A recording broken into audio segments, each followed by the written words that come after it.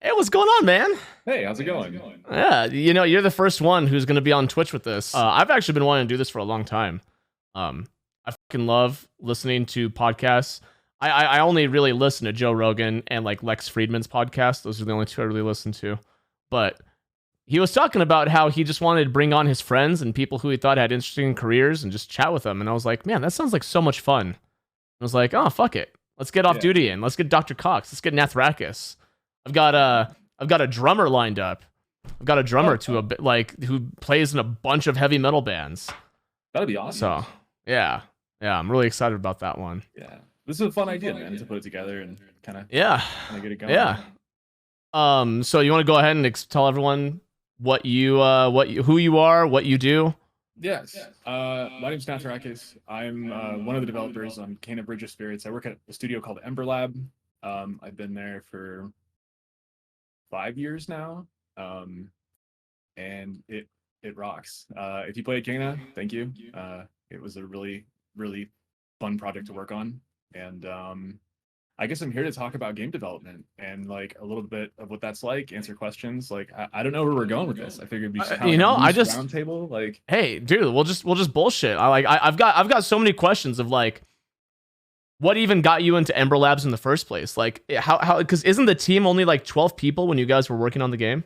yeah, that was a really it's my life has been a cascade of like really a lot of luck and like Uh-huh. I'm just really fortunate. But I went to college and we had a portfolio show and I met Josh, who Uh-huh. is our CCO or Yeah. COO at Ember Uh-huh. Lab there. That was like 10 years ago. Uh-huh. So I started working with them for a little bit and then I went to do some other stuff and then I that kind of snowballed into working on the BioShock remasters and then doing some port work, which is where you bring old games to newer hardware. And Uh-huh. then I heard about this Kana project and I saw it and I was like, yo, that's cool. So I even back then, like I was so amazed by like all the animation work they had done and they had built this prototype. And so a few of us took off and we joined Ember to work on Kana. Huh. And we're yeah. Man, you got to say, like, for a game like that to be considered an indie game is like it's mind blowing, right? It's Yeah. like it's an indie game. It won indie game of the year for 2021. Yeah. And when you if you've never played Kana Bridge of Spirits, um, it's the way everyone when I was playing the game and the way I even felt and the way my wife. I remember I was showing gameplay to my wife and she's like, "It looks like a Pixar movie." I was like, "That's like that was everyone's like." Run of the mill statement of it looks like a Pixar movie. And it's so beautiful because when you think of an indie game, you see so many pixel games and you think Hollow Knight, Undertale, like at least that's where my brain goes. You don't think of what appears to be this triple A graphics with all these crazy effects and an compelling story. It's insane. And to think only 12 people. Yeah, and we did have a little more than 12. So we had our core team and then we had like we had a small studio that we outsourced to that also helped Mhm. with art assets. So as we're Uh-huh. putting the world together, like Mhm. they helped kind of and that really helped us like build up the world and they helped with some visual effects and stuff too. Uh-huh. I don't know too much, so I probably shouldn't say too much on that matter, but we did have some additional help, like really kind of putting the fine tune on it.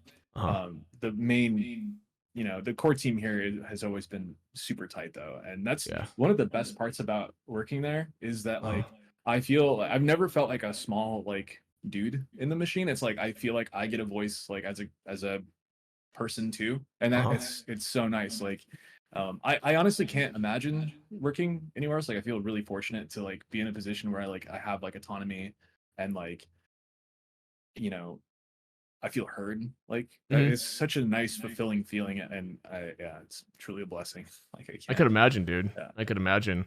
Yeah, because like whenever I think of like a game studio, you think of like you look at the credits and it's like fucking hundreds of people, Yeah. right? Yeah. So no, that must be awesome. Yeah. So And for yeah. Yeah. so for game development, what exactly do you do? Like what were you solely responsible for?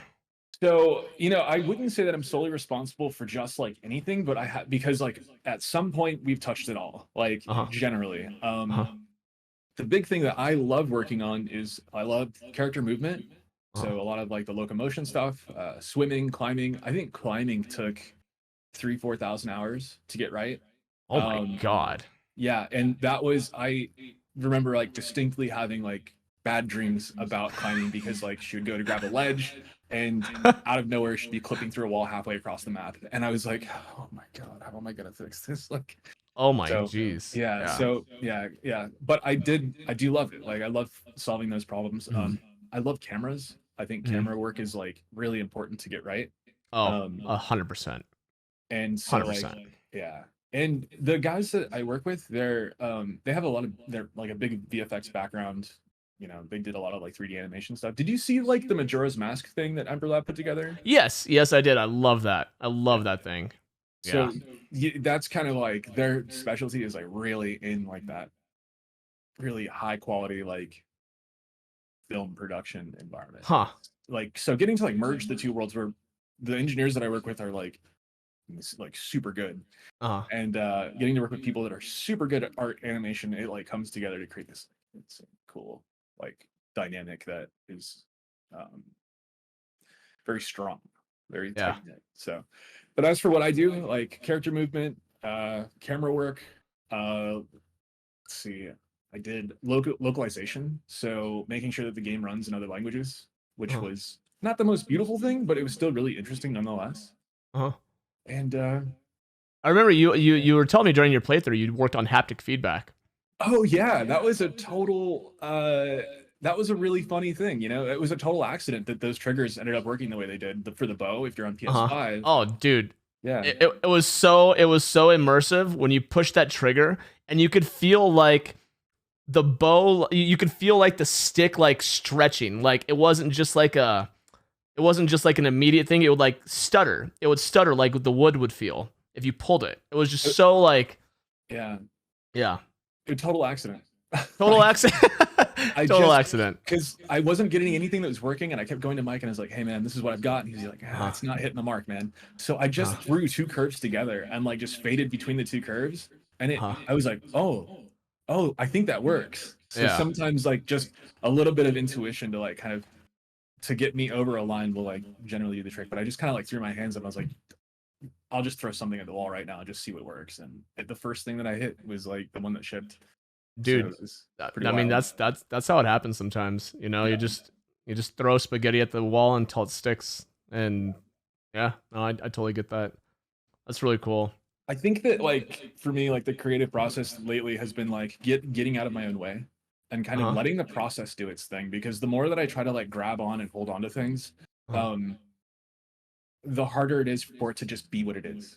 Like I'm trying to impose my own will on something else instead of just Uh-huh. letting the process do its thing. So Uh-huh. sometimes like letting go and kind of like taking a second and then letting the process do its thing and being like, okay, this is going to get where it needs to be. Mhm. Um, has been like a great source of relief, but also like the results have been great. So like yeah, it's Yeah. from like a way of thinking thing that's one of those examples where just kind of like Yeah. throwing my hands up sometimes is just the right way. Yeah. So yeah, you're still with Ember. You're still with Ember Yep. Labs and everything. Yeah. Yep. Yeah, I took Yeah. a good break after um after Kena Bridge of Spirit shipped. Mhm. That was really nice to like get a reset, kind of build some new um kind of get my feet back on the ground again, and Mhm. then um kind of you know got back into programming again, and now I'm doing stuff that I love, and Mhm. I'm even prototyping. So I could show you what I've been prototyping on my own a little bit later if you're interested. Oh, yeah, maybe, yeah. Hell yeah, dude. Yeah, Yeah, but I get that, especially with the game that's as successful as Kena. Were you at the actual awards? yeah. I was in the Oh, video, really? and I'm Oh, really? like open my fist like an idiot. Oh, Yeah, that's cool. man, How like was that? How it like was how's that whole experience? Because like, unreal. look at Like I'll be transparent, right? Like as a Twitch streamer, I look at the awards and I think it's a fucking joke until the games that I want to win actually win. You know what I yeah, mean? You know, like I think it's silly. But when I saw Kena Bridge of Spirits win, I was like, fuck yeah, I love that game. I'm glad it won. You know, like yeah. so. It was wild. So we're sitting in the row, like right in that front row, right? Uh-huh. And a bunch of cameras start rolling up as they start like announcing people, and I'm like, I'm not seeing cameras anywhere else. Uh-huh. So I'm like, what's going on here? And then they announced that we won, and it was really funny because they were looking for people before we they were like, where are they? Where are they? Because they needed us in our seats, and we were just kind of putzing around. So yeah, that was pretty wild. That was the hardest I've ever popped off in my life. Yeah. I don't think I'll pop off much harder than that. So yeah. What That is was really cool. what does winning an award like that have an effect on the studio? We Like- have, so we won two. The other one we so it's really cool. The biggest effect that it's had is that we have two new awards in our office, and they're really cool to look at. Mhm. Yeah. That's it. That's it. I was expecting like maybe you get like funding or like you get game of the year edition or something like. As far as I know, there we won the awards, and I'm sure that there's other things that have happened, maybe more visibility. Like that definitely helps like the IP, I would imagine, to like have more like name power. So, but I can only speculate. I don't actually like have any hard metrics on like how that's done. But in my mind, it's like really cool to go look at those awards. Like I'll eat lunch and like they're really heavy, man. Like so, it's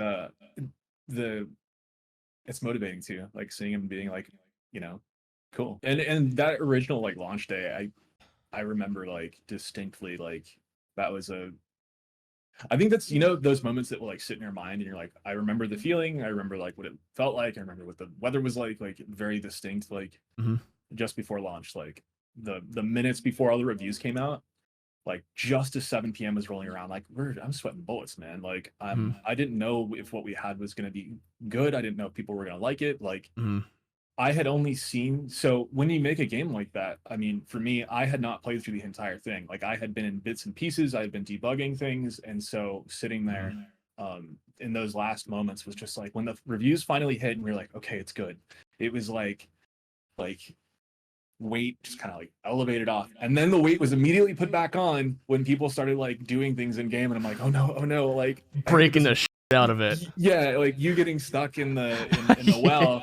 Falling down, and as soon as that happened, I was like in the editor, pulled up the level, like threw the plane down to reset. Like, it was like, dude, it was touch and go. I remember that. Yeah. I remember that. Yeah, that was crazy. Yeah, but it was relief followed by like it was like that high followed by the reality of the game is now live and we need to support it. So like length, like really. And the DLC that dropped was like that was huge. Like I couldn't believe, because I took some time off and I came back and I heard what they had done and I was like, no way, dude. Like you guys redid like almost every combat encounter, added new enemies, added new attacks. Like yeah, I'm gonna be completely transparent with you. I did not know Kana had a DLC. I had no idea. Yeah, it was a free DLC that dropped and it added New Game Plus and some new abilities and some new, I'm pretty sure new abilities. Shit. Yeah. But it also, there's like these charms that you can equip to like make the game really hard or make the game like different, and they went like totally, they did stuff that was completely off the wall but so cool. And I've been meaning to like sit down and like do a full New Game Plus master mode like artist just to see like really get bopped around a little bit. That was one thing that people said was like they didn't expect it to be so hard. And I could definitely say that. You look at the game and at face value, it kind of just, it doesn't seem like lollipops through the forest, but it's was not expecting, the Dark Souls feel that everyone likes to say, or that level of difficulty where you get smacked and you get smacked hard. Yeah. Right. Yeah. You get knocked back into neutral and you're like, oh, now there's distance between me and that guy. Right. Yeah. That was cool. It was, that getting that combat loop down it felt good. When it started clicking together, it felt good. It was that was awesome. I loved did you ever get grabbed by Taro, the first boss? Yes, you did. I did. Yeah, that was like one of the things that I had programmed like pretty early on, was that grab that he does. Yeah. So that was really cool to see that, because every time that happened, I helped make that. Yeah, it's one of those cool moments, I imagine you, like, as much as you were wanting to support the game, you were probably wanting to go on Twitch and just watch everyone play the game. Dude, it was bad. It was bad because like I really wanted to see all the playthroughs, and then I was like, oh man, there's more to get done, more to fix. So Yeah. yeah, but it was really really fun to see. Yeah. Um, Oh definitely. man. Yeah. Yeah. I have to say, like, playing Kana, the most memorable, like, still probably one of the most memorable part of that game was the Hammersmith. Is that what the name of the Yeah, boss? Woodsmith.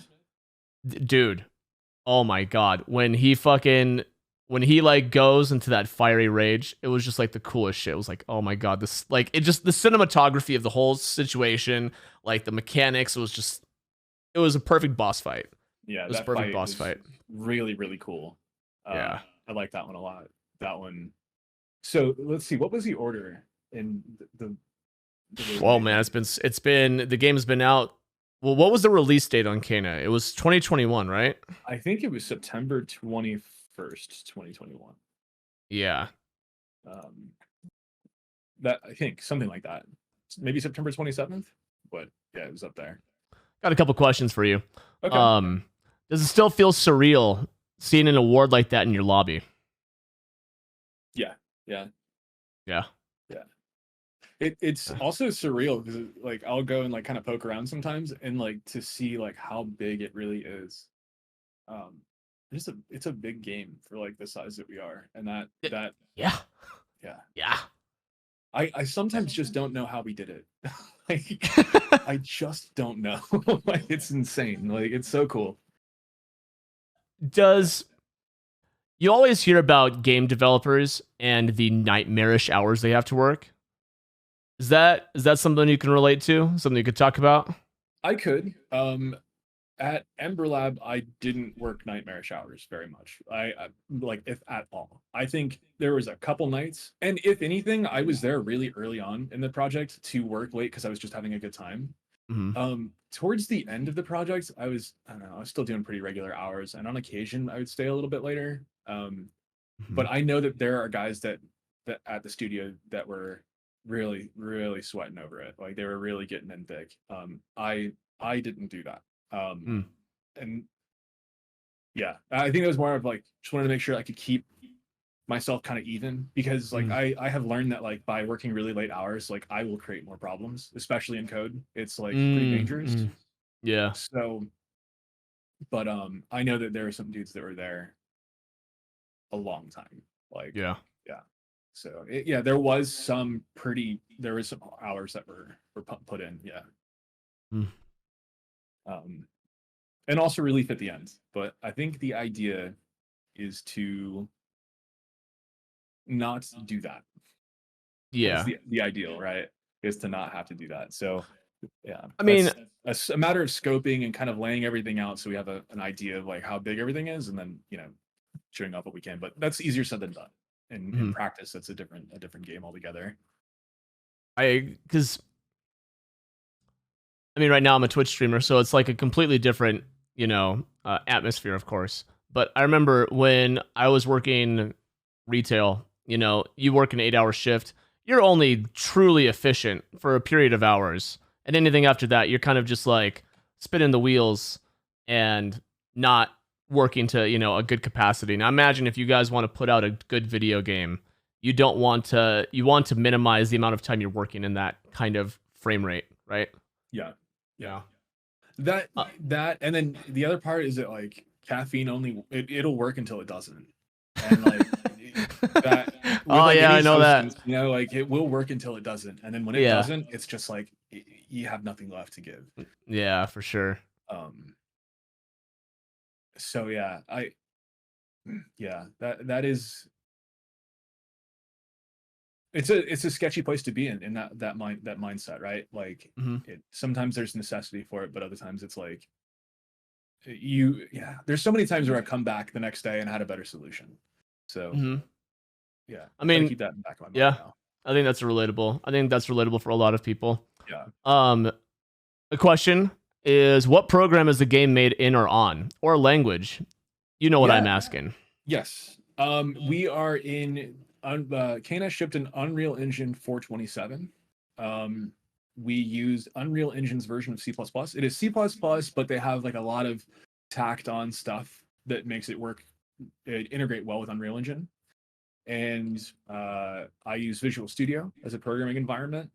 I use Vim to navigate the code, which is just like a fancy way of like hopping around and jumping your cursor when you're typing text. My buddy Nolan got me into that, and I've never gone back. I use it. I wish I had Vim in other places. So Yeah.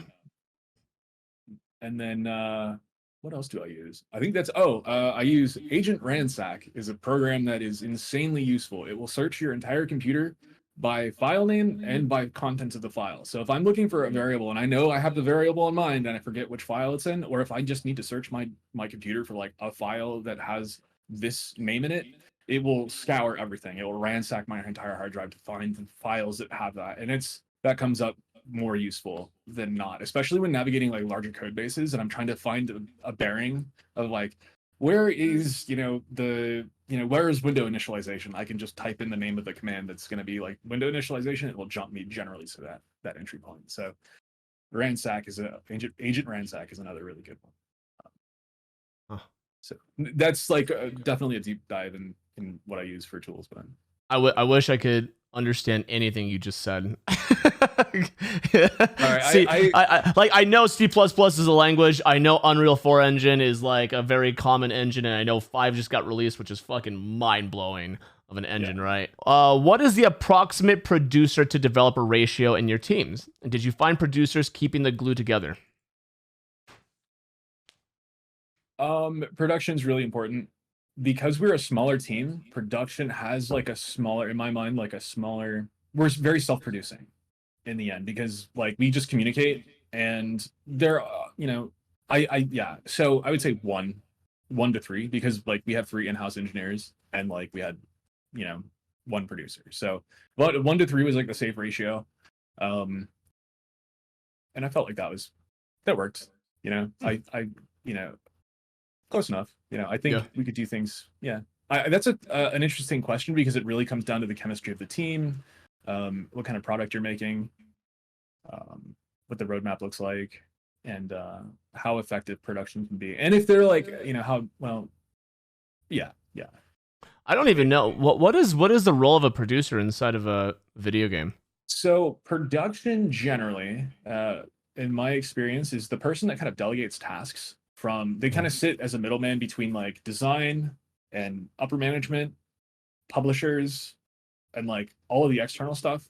They're the barrier between all of that stuff and the engineer or the artist, and basically they distill all of the information into like timelines and due dates, and they make sure that we log our time correctly, and then they feed that information back up, like task time, duration, all of the meta information about the development process is kind of distilled and coalesced within a producer.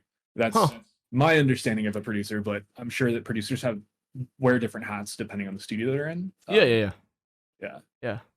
I'm completely ignorant to the entire process of video game development. I'm in the belief that like fucking players don't even deserve video games half the fucking time anyway. So, so like that's where my brain's at. So if I know how anything works, is there a dream project that you would want to work on, i.e. sequel to your favorite game, etc., etc.?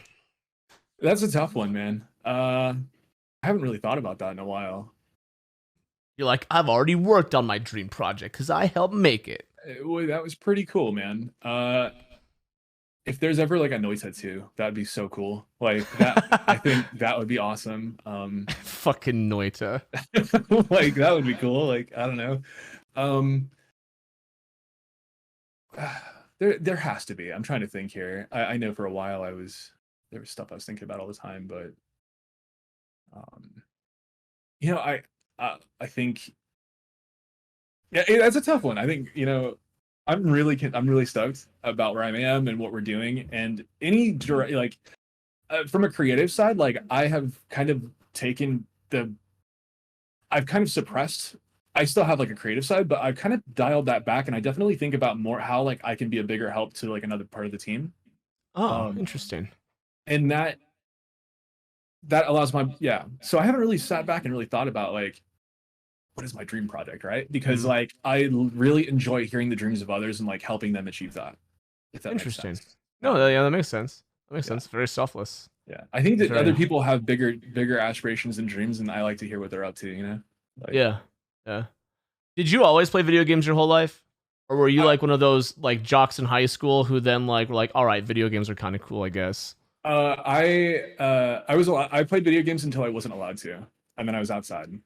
And then I was a cheerleader in high school, so like I wasn't like a big jock or anything. But that did put me on a collision course to being kind of more of like an outsider, which is totally cool. But I'm gonna have to ask for elaboration on this one, dude. You're a cheerleader, like yeah, like yeah. full like. Yeah, I like learned how to tumble, like gymnastics. I was a school mascot. Not actually expected that. Yeah. For anyone watching, I've met Nathrakus a couple times now. We've gone to sushi. Yep. It was sushi, right? Yeah. It was sushi. Yeah. And man, I would never have guessed. Never have guessed. Fucking cheerleader, huh? Yeah. Huh. I think it was fun, you know. Yeah. I definitely learned how to like talk to the opposite gender, which was like something I desperately needed. Like learn to what not to say, right? Like, and that was like yeah. Huh. Yeah. What was the first video game you played, like ever? Doom. Yeah. Really? Doom, the original Doom, and like when it came out, my grandfather had like a laptop, and it would run the demo for like 3 seconds, and then black bars would come down because the video driver or the graphics card had crashed. Yeah. So I played a little bit of that, and then I remember like Gauntlet on, I think it was the NES with my dad, and I remember sitting down. Mortal Kombat 2, I think. So those are like the three core was like Gauntlet, Doom, and Mortal Kombat. Oh shit. But the first game that really blew my mind was like Ocarina of Time. Like that game was like that was like a big one. When Ocarina of Time came out, that game was pretty impressive. Yeah. If you were used to playing like my first games were like Sonic and Super Mario World. I had Mortal Kombat Ultimate on the SNES. I think I still have the cartridge somewhere in this house. And when you go from those to then you play like Mario 64 and Ocarina of Time, it was like, whoa. Yeah. Like, this is insane. Yeah. Right? Yeah. Yeah, those. I mean, I still look at Ocarina of Time being the blueprint that, like, the original, or it was the originator of like, how do I say this? If you look at like a lineage tree, like Ocarina of Time is at the root of like the entire Dark Souls side, right? Like, yeah. Like, I can totally see that. 100%. You know, it's just all an extension from Ocarina of Time. 100%. And like the camera stuff that like Nintendo put down was like definitely room for improvement, but like it only had one stick. Yeah. We were just having this discussion the other day in my channel because I'm playing Skyward Sword, and everyone always like, oh, what's your favorite Zelda? Favorite Zelda, you know? It's a common conversation. And to like stir the fucking shit pot, I always say, oh yeah, Ocarina of Time is overrated, so I don't give a fuck about that game. But I always comment that saying, I really do think that Ocarina of Time may have been one of the most important video games to ever been created. Like it is serious. It's like the Metallica of metal music, right? You know, it's like if you any metal music that you listen to, you could always trace that back to somewhere down the line. They were like the artists that they listened to were inspired by Metallica, or the artists that they were inspired by was Metallica, right? But definitely, but the thing is, you'll never see me have Metallica on my fucking playlist, right? Like, like that's how I feel with Ocarina of Time. Is like I respect the shit out of the game, but I'll never. I don't know. It just looks so boring to me. I don't hate Ocarina of Time. I don't hate it. It's just I find the game pretty boring. You know, I haven't played it since it came out. Like, really? Yeah, I haven't, and like I have fond memories of it, but I hear that sentiment echoed. That it's like it hasn't aged well because, and I think it's like I would have to go back and really check that out. But we have really progressed, so I'd imagine going back, it's kind of like the opposite of Future Shock. You're like, well, there's so much missing here. Like, I'm used to these things feeling good because we've had like 20 years to like really refine what it is to play something. Absolutely. Yeah. So that's but they did really lay a great foundation. Yeah, no question. And you know what's funny is This is going to sound so hypocritical, but Majora's Mask is one of my favorite games of all time. So Majora's Mask did a lot of really cool stuff. I look at the time loop thing, and I just see so many design irritations with it. Like, I'm like, what if I'm in the middle of something and then the time ends? I'm like that is such a really off the wall design decision, right? There's just so many problems with it, and they did it. Like, it's so weird. Like, when people hate Majora's Mask, that's why they hate it. They're like, I hate feeling pressured. I just want to like I want to explore. I don't want to feel like I only have 5 minutes here.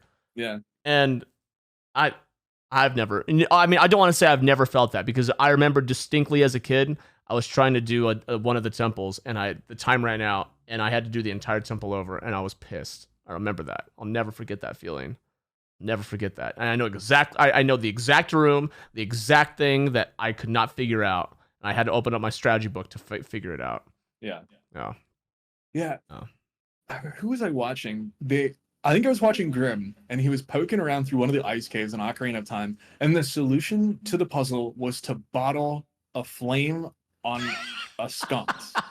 He like caught the flame in a bottle. Yeah, catch the flame in a bottle. What? Yeah. What? Are you serious? Like, it was like built to have a strategy guide sold alongside it. Like, but they also had limited tools, and like that was, I'm sure that there was a deeper reason why they made it do that, but it just seemed so esoteric. Yeah, for sure. We have someone who has a question, but it's a bit of a long one, so bear with me. Yeah, it is. As someone who does media development for fun, the industry seems extremely expensive to get into, and companies keep getting bought out and costs go up. For example, Adobe bought Substance, and ZBrush got bought out instantly. Autodesk is known to buy software and shut it down or put a subscription-only model. Does this trend concern or impact an actual development company? I mean, just from my perspective, I would guess probably not, right? It depends on the tool. With the tools that I have, it really hasn't impacted much, because I'm working with code, and then I work with like an engine. So like my pipeline is pretty clean. But I remember I used ZBrush in college, because I went to ZBrush. I went to college for art and like learning the entire game development pipeline. So like I did modeling and animating, and like making 3D models and then animating. So when I heard about these acquisitions, I was like, okay, cool. Like, that is good that those companies like got their break. They made really good tech that obviously attracted the attention. It's tough for me to really have an opinion on it, because I don't know too much about what that deal was like or how it affected people in the end. But as long as, in my mind, as long as the software continues to be good and it has the support and maintenance on it, then I don't care who owns it or who buys it. As long as it continues to be a good product, I think. It's ultimately like up to the discretion of like the people who've made it to kind of figure out what they want to do with it, right? So it hasn't affected me, and as far as I know, it hasn't affected. I can't think of negative effects. Yeah, I really can't. Like, generally, tools and software is kind of like built in to like what we're doing, so it's not something we like consciously think about. Like, the price of land to rent changing, that's a little bit more like that's definitely a stickier point. Like not to get into that, but yeah, there's other things that cost more, right? That like, the software thing is like, okay, cool, like it's a little different, but yeah. This is actually a great question for a segue for a discussion we had earlier in my channel. And again, if you ever feel the need, like you can't answer a question for any reason, just let me know, and obviously we'll move on. What is your thoughts on exclusivity with video games? As a game developer, how is that? Because we were an exclusive. Huh? We were an exclusive. You were? Yeah. We were Epic exclusive for the first year, and I think we were a PS4, PS5 exclusive too. Huh. And it made sense for us to do it. Yeah. As far as I know, so as a consumer, I don't care what platform you come out on. If it's a game that looks interesting and I'm going to be entertained by it, I'm going to buy it anywhere, man. Like when Sifu came out, I was like, I like Slow Clap. I loved Absolver. I'm going to play the shit out of this. Like, where is it? Where do I get it? I don't care where it is. And when it comes out on Steam, I'll probably buy it again on Steam too. Like, I don't know. Like, I know some people say that like the Epic Game Store is like anti-consumer or something, and I'm just like, that doesn't concern me, man. Like, it's 10 minutes to like set up a new account somewhere else. Like, it's really like champagne problems at the end of the day. Champagne problems. I like that. I like that word or that phrase. Champagne problems. Yeah, I'm in the same boat. If a game is interesting to me and I want to play it bad enough, I'll figure out a way. You know, like I'll figure out. I shouldn't say that because that sounds like I'm into pirating, which I'm actually not into pirating. But I will definitely like get the console. I'll get the console if I need to. You know, I've done it with every single Zelda game, right? If I wanted to play that Zelda game, I would just get the new console because that's how you play it, right? So let me kind of ask you a question. It's kind of related. What are your thoughts on the prices of games going up? I'm surprised it took this long. yo. Yeah, I am too, dude. They've been the same price for so long. Like, it's like fucking Arizona tea, dude. Arizona tea's been 99 cents my entire fucking life. It's like the only thing that's been stagnant in prices. Video games are the same way. When I was a kid, they were $60. Yeah. When I was a kid, they were $60 fucking, and now they're going up what, $10? Going up $10, $20 and people are losing their fucking minds. Yeah. And it's like the quality has only increased. Inflation has gone up. So it's not like how do you offset this? You know? I don't know. Yeah. There was I kind of want to loop back to that question that somebody in chat asked. They were talking, it may be lost in chat now, but it sounded like there was a mention of like barrier to entry into game development. Yeah. I've got the question right here. As someone who does media dev for fun, the industry seems extremely expensive to get into, and companies keep getting bought out and costs go up. For example, Adobe bought Substance and ZBrush, got bought out recently. Autodesk is known to buy software, shut it down, put subscription models. Does the trend impact game development or the company? So I do kind of want to bring up one thing that happened that was very strange, and I'm still not sure what happened, but Autodesk purchased an engine called BitSquid that was used, or it was called BitSquid, which was then renamed to Stingray, and that was used to power Vermintide. And those guys were really sharp. They had some really cool stuff. I remember reading their blogs, and they were like really with it, and like the things that they were writing were really helpful, even for, for me on a technical level to kind of understand how they're doing things. Absolutely. And then the engine got shut down. So that is one place where it has negatively affected. It's like that option to potentially use a different engine is now nixed. Those guys broke off and made a new engine called Our Machinery, and it was pretty interesting sounding. Like it was just an engine that was built on C, like very bare bones, like really close to the metal, so to speak. Had some pretty cool tools, and I was really following it. I was like, what, this sounds really cool. And then out of nowhere, I got an email that told me to delete all the source code. If I possessed a copy of it, no explanation, totally torn off the face of the earth. Like not a single word has heard, and nobody knows what happened. So again, something affected the ecosystem to like stop two engines, and that has remained a mystery to me. And I don't know what happened there. It sounds like maybe some legal stuff happened, but nothing has been publicly disclosed. Mm-hmm. So so with that in mind, the other part I want to segue into is that tools have never been better, and I'm pretty sure I don't think tools have ever been cheaper. I mean, Max used to be. I was listening to a thing about early ray tracing and rendering, and Max used to be $2,000-$3,000 to buy 3D Studio Max or like those real 3D packages. Yeah. Now you have Blender, which is an insanely strong powerhouse, and it's just gotten better over the last 15-20 years. I use Blender now. I love it. And so that plus Unreal and Unity both being kind of free, you can really get your feet wet getting into game development. You have so modeling, asset creation, all over here. Pretty solid engines to work from that have like, reputable games shipped in them, which is always a good indication. You see big games shipped in an engine, that's like, okay, you could probably do something with it. So I think the barrier of entry to making games has never really been lower, and I think it's just getting better. Now you see stuff like the AI tools popping up for texture synthesis. There's 3D asset creation based on prompts that I've seen kind of demoed, and that stuff is coming, man. Like it's coming. So I'm so getting lower. Like, I want to pick your brain on AI because I'm so curious, especially your perspective as an artist and someone who develops and how it all works. But so you firmly stand with the idea that the game development is the lowest bar for entry than it ever has been. Yeah, I think it's getting pretty low. Yeah. Oh, well, that's good. That's a good thing. That's positive. Because that allows creation for more things. And I would even say that like that makes sense because I feel like maybe even 5 years ago, indie games, sure they were common, but I don't feel they were as common as they are now. I feel like you see indie game developments pop up all the time of these incredible looking video games that are just, dang, small company, indie game dev, right? Yeah. Yeah, you see it all the time. Yeah, I'm on What's on Steam every day, and it's like a little tool that Dejavon made, what's on Steam.com, and every day it's just updated with new stuff. Mm-hmm. And there is a lot of stuff that comes out, and sometimes there's just hidden gems in there, man, like that are just so cool. Yep. And stuff that I like totally had forgotten about. So yeah, the velocity of development, the velocity of creation has gotten a lot higher too. Like the speed of development has gone up. Which is cool.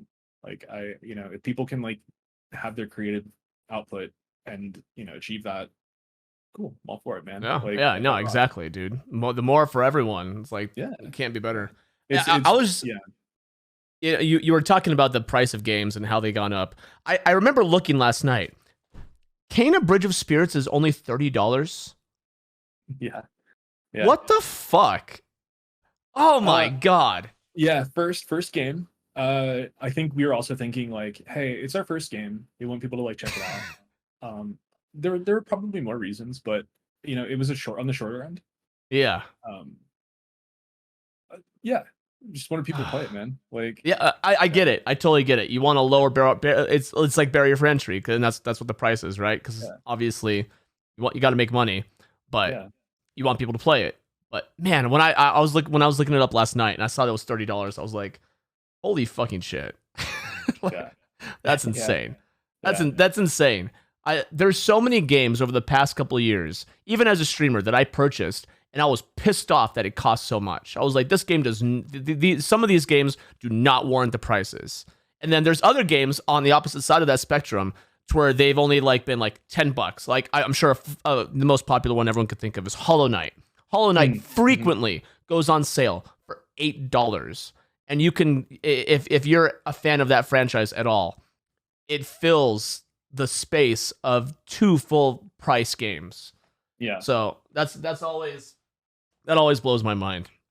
Always blows my mind. Yeah. Yeah.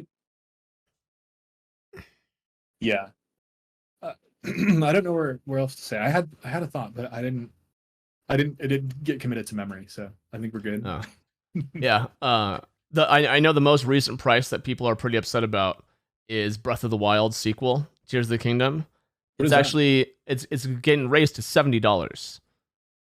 It's being sold as $70, and a lot of people are pretty upset about it because they consider it to be not only the same game engine, so they see it as like a potential expansion DLC, a very full price game. Like the typical Overwatch 2. That's I think what people are looking at it as. Yeah, I really shouldn't say much about that. But I couldn't believe that. I couldn't believe it, bro. Like Overwatch 2? Dude, I had question marks in my eyes, and my eyes started spinning like a slot machine. I was like, huh? Like, are you kidding me? Like, what is going on here? But I think a lot of people see that, and they're like, why are the prices going up? I don't know. Yeah, I'm interested to see what Tears of the Kingdom is going to be like.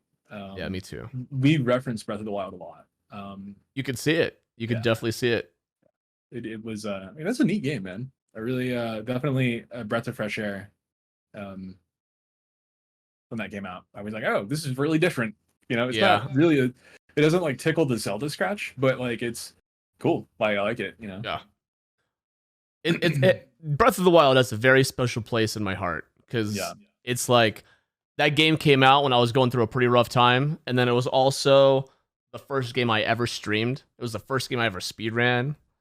So Breath of the Wild to me is just like, dude, Nintendo could literally just like invert the world vertically and horizontally and release it, and I would be like, oh my god, the best thing ever. Just because like that's, but I acknowledge that. I completely acknowledge that as as you know, as a consumer. That's I have studios that I'm like that for. I'm like, I don't care what you make, I'll play it. Like Yep. slow clap, I'll play anything they make. Like I don't care. FromSoft, I'm one of those guys. Like I don't care what they make, I'm gonna play Dude, it. You know, like there are very few studios as big as FromSoft create so many great games back to back. yeah. I mean, can't their think of track any. record is really long too. Like they had some duds in there. Like is it like something Ninja that was on the original like 360 or something, and it was like kind of rough. But they had, like Kingsfield is those games are interesting. Shout out Tower Abyss is pretty interesting. Like Huh. but yeah, FromSoft is good. They make good stuff now, man. Like You know, got good direction. it's funny because as a kid I played Armored Core, had no idea it was FromSoft. Had What are your no thoughts on idea. Armored Core? You know what? Okay, I'll tell you why. The reason I love it. Okay. I use the game to recreate Zoids. I would try. So Zoids is an anime where it's like Gundam, but instead of it being humanoid robots, they're all animal robots. Yeah. Let me see. Yeah, just quickly Google Zoids and you'll see dinosaurs, lions, tigers in form. And I would try and recreate those models as close, like color scheme wise, stat wise, in Armored Core, and that's how I played the game. And I would just try and create my favorite Zoids, and that's what cool. Liger 0X. I would be like, I literally named my fucking building or my robots after the Zoids because it was like the only thing that they had. So are we gonna see that come back with the new Armored Core? I have no idea. You gonna return to the Zoids? I don't know, man. It's different now, right? Yeah. I mean, maybe I should. Yeah. Maybe I should. Yeah. Yeah. Yeah. I mean, Armored Core 6 though. Who knows what that game's gonna even look like? Wild card, man. I'm excited. Yeah. Yeah. Like who knows what it even looks like? Yeah. I've never played one, so I'm intrigued.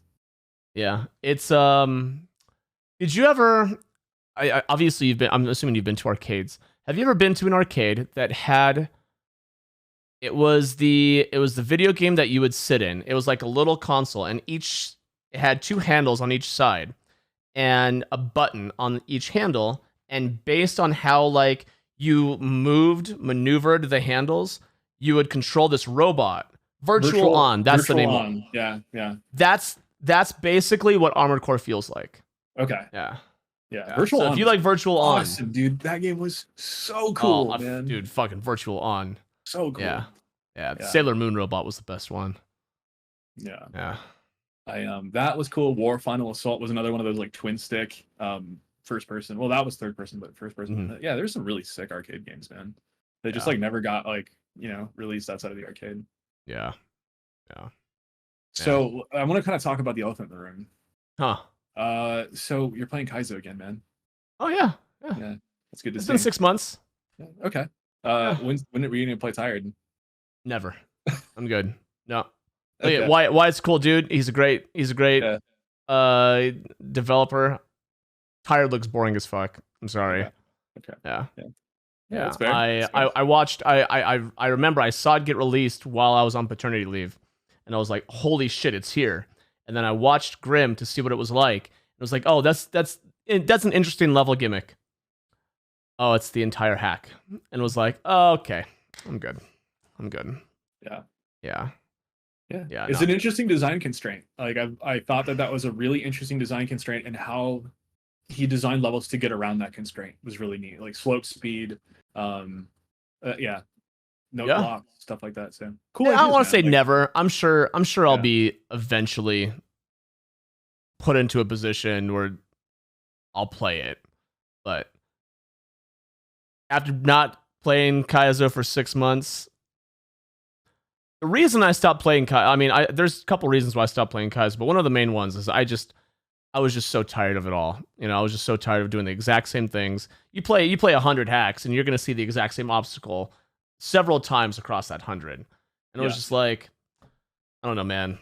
I don't know. And then people make things arbitrarily difficult with no reason. And I don't know, Tired Mario, that has to be one of my least favorite gimmicks. For anyone who doesn't know, if you haven't seen Tired Mario World, the gimmick of the entire hack is Tired Mario is he can't run. Mario is stuck in the walking position the entire time, and that has to be one of my least favorite. Because it's been in like jump levels, they've had that same gimmick has been in a couple jump or the jump hacks. It's been in a couple others too, and I'm never a fan. Never a fan of it. Yeah. Yeah, I haven't really formed an opinion yet. I have poked around with it, and it seems hard. Yeah. I think that's the opinion that I have. That's why yeah. I just beat the reeling, and it took long enough, but I really liked that level. That was a cool level, man. So I think that's where my super hard hacks start and stop. So yeah. And from what I've seen of it for Wyatt, it looks so creative. It looks incredibly creative. It looks like it is not short on that front at all. But I don't know, man. Oh, another 40-hour 10 exit hack. That's so brutal. That's so brutal on the psyche. Yeah. So what are you looking forward to in games? What's coming up that you're excited about? Obviously Tears of the Kingdom. That's a no-brainer. Final Fantasy 16. Okay. Final Fantasy. I love Final Fantasy, specifically 7 and 10. Growing up with those, I played 6 for the first time last year, and that was incredible. So I love Final Fantasy. It's actually the Final Fantasy 16 is the first game I've ever bought a collector's edition for. I've never bought a collector's edition in my life for anything. I was like, you know what? I want to get a collector's edition. I saw the statue. I was like, I want that fucking statue. So I was like, I got it. Games though that are like not really on the big AAA scale. Sea of Stars. Sea of Stars. Okay. It's the prequel to The Messenger. And they got Mitsuda, the person who did the music for Chrono Trigger, to write music for Sea of Stars. And it's going to be inspired on Chrono Trigger. It's a turn-based RPG. Can't wait for that. That comes out in August. Cool. I love The Messenger and I love Chrono Trigger. So to have like any kind of combination of those two things is insane. There's this other indie game coming out called Gravity Circuit. Have you heard of that one? You're name dropping stuff that I haven't heard of. This is cool. Oh, dude, Gravity Circuit. I played this game, right? Imagine Mega Man, but you're not Mega Man. Okay. You're fucking Ryu from Street Fighter. Okay. And that is how you defeat everything in the game. And you've got a grappling hook. That's pretty cool. I cannot. Dude, cool. I played the demo for it, and it's like, just give it to me. Just give it to me already, please. Yeah.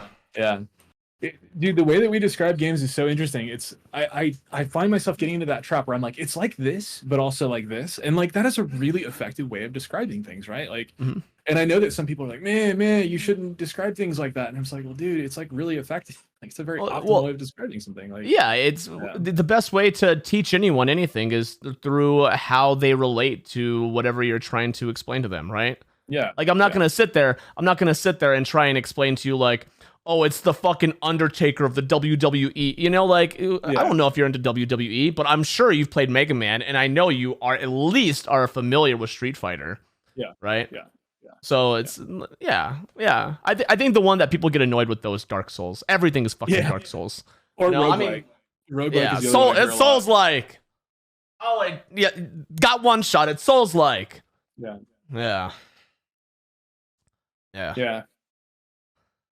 It's I could maybe take a break from seeing roguelites for a while. I think.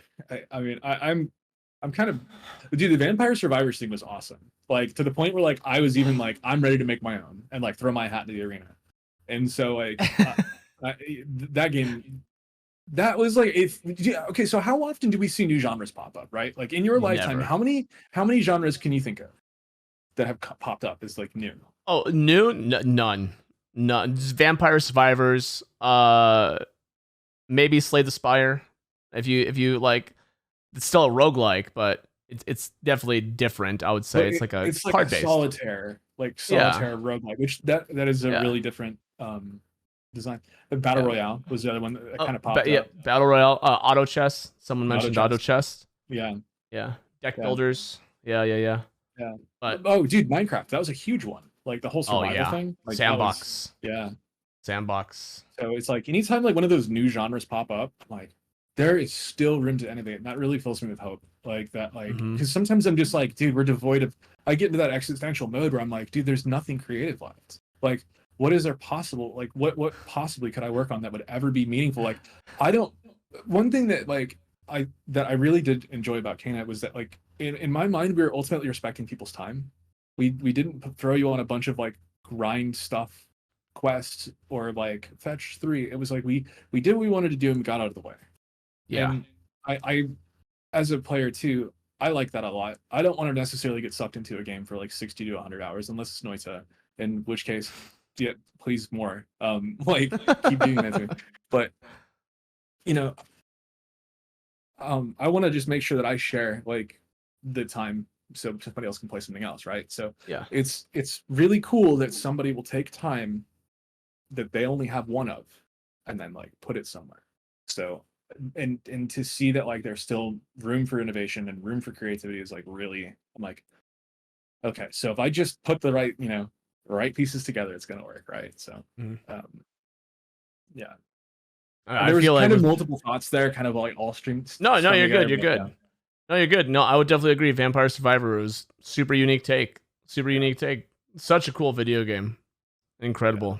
And Yeah. the some of the offshoot clones are really cool too. Yeah. They're like 20 minutes till dawn. Yeah, yeah. Rotato's pretty cool. I played that one. Potato's cool. Yeah, yeah, Yeah, I like Rotato. yeah.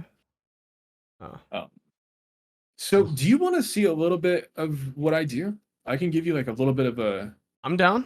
All I'm right. super down. Yeah. So I've been working on this prototype, and a few people have seen it. And I've been kind of showing it off a little bit. But Yeah. how would I do that? I'm gonna just share my No, yeah, screen share here. share screen and I'll make it work. But I have been working on like a little prototype, and maybe this will kind of give you the lay of the land. So this is Visual Studio if you're sharing the screen and seeing everything, and this is C++. So this is kind of what I'm working in, and this is the Unreal Engine. So I've been working on this prototype, and a while back, maybe 10 years ago, I had built this little prototype where you play as like a dude and you grab stuff and you spin yourself around things. And I was driving one day because I moved recently and I have kind of a long drive, and so I was listening to the Neon White soundtrack. And if you haven't played Neon White, that game rips. I just hit F so it skips all the story, and then I play all the really cool platforming levels because that stuff is really fun. So I was like, I kind of want to like make my own kind of thing. So I took like an old idea and I started like reworking. So the core thing is that you rotate stuff, and by right clicking you pick the object to work with, and by left clicking and dragging you can start spinning and rotating things. Interesting. So by doing that, you can grab onto things and kind of pull them around. And sorry, the frame rate's a little bit. No, you're good. You're good. I don't Doinks think here, anyone's but gonna sit here and complain about a fucking like look at what I'm working on. yeah, You know. yeah. So this is just a really simple idea, and I have ran into a couple problems with it already, but and I actually I'm really happy to say this game does actually feature regrabs, Oh, which is fuck off. Fuck off. so just yeah. So I don't know. It's something I've been working on, throwing stuff together. The core idea is spin, rotate shit. Doesn't matter Oh how my big it is. god. And that's kind of what I'm trying to figure out is like how big can things be. And I found really quickly that there's a technical limit to how big things can actually be. When big things rotate, you do not go with them. You will like clip through them. So I've learned pretty quickly that it's important to. Interesting. So yeah, this is kind of the prototype. This is what I've been working on. It reminds me of that dungeon in Breath of the Wild. Yeah, where you like turn a lot of the. Yeah, Yeah, that's the true. camel. Breath of the Wild. It's the camel. A bunch of that stuff. Yeah. Dang. Yeah. So yeah, small stuff like And this. this is like, just an independent project you're working on? Yeah. I Ah, sometimes will just have little ideas and like want to just kind of get something out and kind of poke around. And none of this stuff will ever see the light of day until I like actually show people. So will yeah, this yeah, ever be a game that I finish? Probably not. Like the reality is that like finishing a game takes a lot of work. yeah. Um, but is it like a fun thing to like poke around in and like get practice? Like, yeah, it's pretty cool. No, that's sick. Yeah, so I I thought I'd I've kind of never I've never seen anyone work on a video game before, so this is actually really interesting. yeah, this is kind of what it's like. You just grab stuff and slide things around and like everything's just kind of Huh. loose. So um, Huh. yeah, I put those together. I was like, one day we went to a museum, an art museum, and I came back and I was like really inspired. And I was like, oh, I love the way that looks. So I went home and like made this, and I have no idea what it is now. Like what the hell am I making? So, but you know, it's really fun, man. Like there's so many like little small like it's just something that always stays fresh for me. So it's really a blessing. I just like encourage people like to make things just in general. Like just keep Yeah. making stuff, whatever it is. Like have an output of some sort if you want. If you want Creative or not. output. No, Yeah. absolutely. Yeah. Creative output is good. Creative output is really good. Yeah. Unreal likes to Rotating. takes a Man, that lot of that looks like it would be like just a puzzle. Just a bunch of puzzles. yeah. And I was like in my mind, so the biggest problem that I ran into with it, to kind of loop back, is what does the world look like if like an entire civilization just like exists in the concept of like rotating things? Like how is that built into the civilization? How does that affect level design? And then I'm like, dude, this is too much. Like this is just too much. I just want to make a game, man. Like, and like I feel like it's really I don't necessarily want to just put it in an abstract space because it like needs some sort of grounding. So that's kind of where I like hit a wall immediately, and it's like I hit the limit of like my I had the idea, I put it together, and I'm like, well, now I need to make something out of it. And that has been like the case with a lot of prototypes I make is like I'll get something and I'll get a core mechanic, and then I hit the wall that like generally other people like kind of hit fill, Mhm. right? Like they like kind of bring their part to it and like help push it into the next dimension. So um I'm kind of sitting in this impasse where I'm like sitting and I'm letting it sit in the back of my mind and I'm like kind of waiting for something to come to me, but I haven't discarded it yet. So um it's You yeah. think on a whole different level, man. You think like the way your creativity is like processing things and how civilization would be if, I didn't. If I start talking about mushrooms, people are gonna start calling me fucking Joe Rogan. But goddamn, dude, that's like it's pretty cool. Like you're thinking just so beyond what I would think of. Yeah, I yeah, because like I think about like what the art design would look like, and I'm like, what would it like? Yeah, if I could just turn these big things, like what does that have, and how does that impact other things? So I think it's a days like a domino effect. I'm like, I think from the one thing, and then I also get a lot of time to drive, so I think about this stuff when I'm like driving. I love those neutral behaviors, man. Like When I think showering, of, oh, go awesome. ahead. I'm sorry. Driving, awesome. Doing dishes, awesome. Those are like the best places to like get ideas because my brain like finally gets to like, When I think of rotation, I think of clocks because of okay. all the gears. That's all I think about. I was thinking of time of day at one point, and like certain things grow in day and certain things don't at night, or like Huh? buds kind of close up. So like just kind of shifting the sun, that Yeah. would be. But like, how big Huh? do I take it? Oh, Yeah. that must be so difficult. I feel like so I used to be a tattoo artist, and one of the things that my mentors taught me was when I was first a mentor, or when I was first getting mentored, um, I was forced to draw everything that I wanted to draw with one kind of pencil. And if you've Mhm. ever messed with graphite, there's like over 20 different levels of graphite, and saturation of like how dark you can get. And he made me learn that if you can't do something with one pencil, you're going to be terrible with it if you try and do it with eight, right? You should be able to try and reach as far as you can with the one to be able to fully utilize all eight.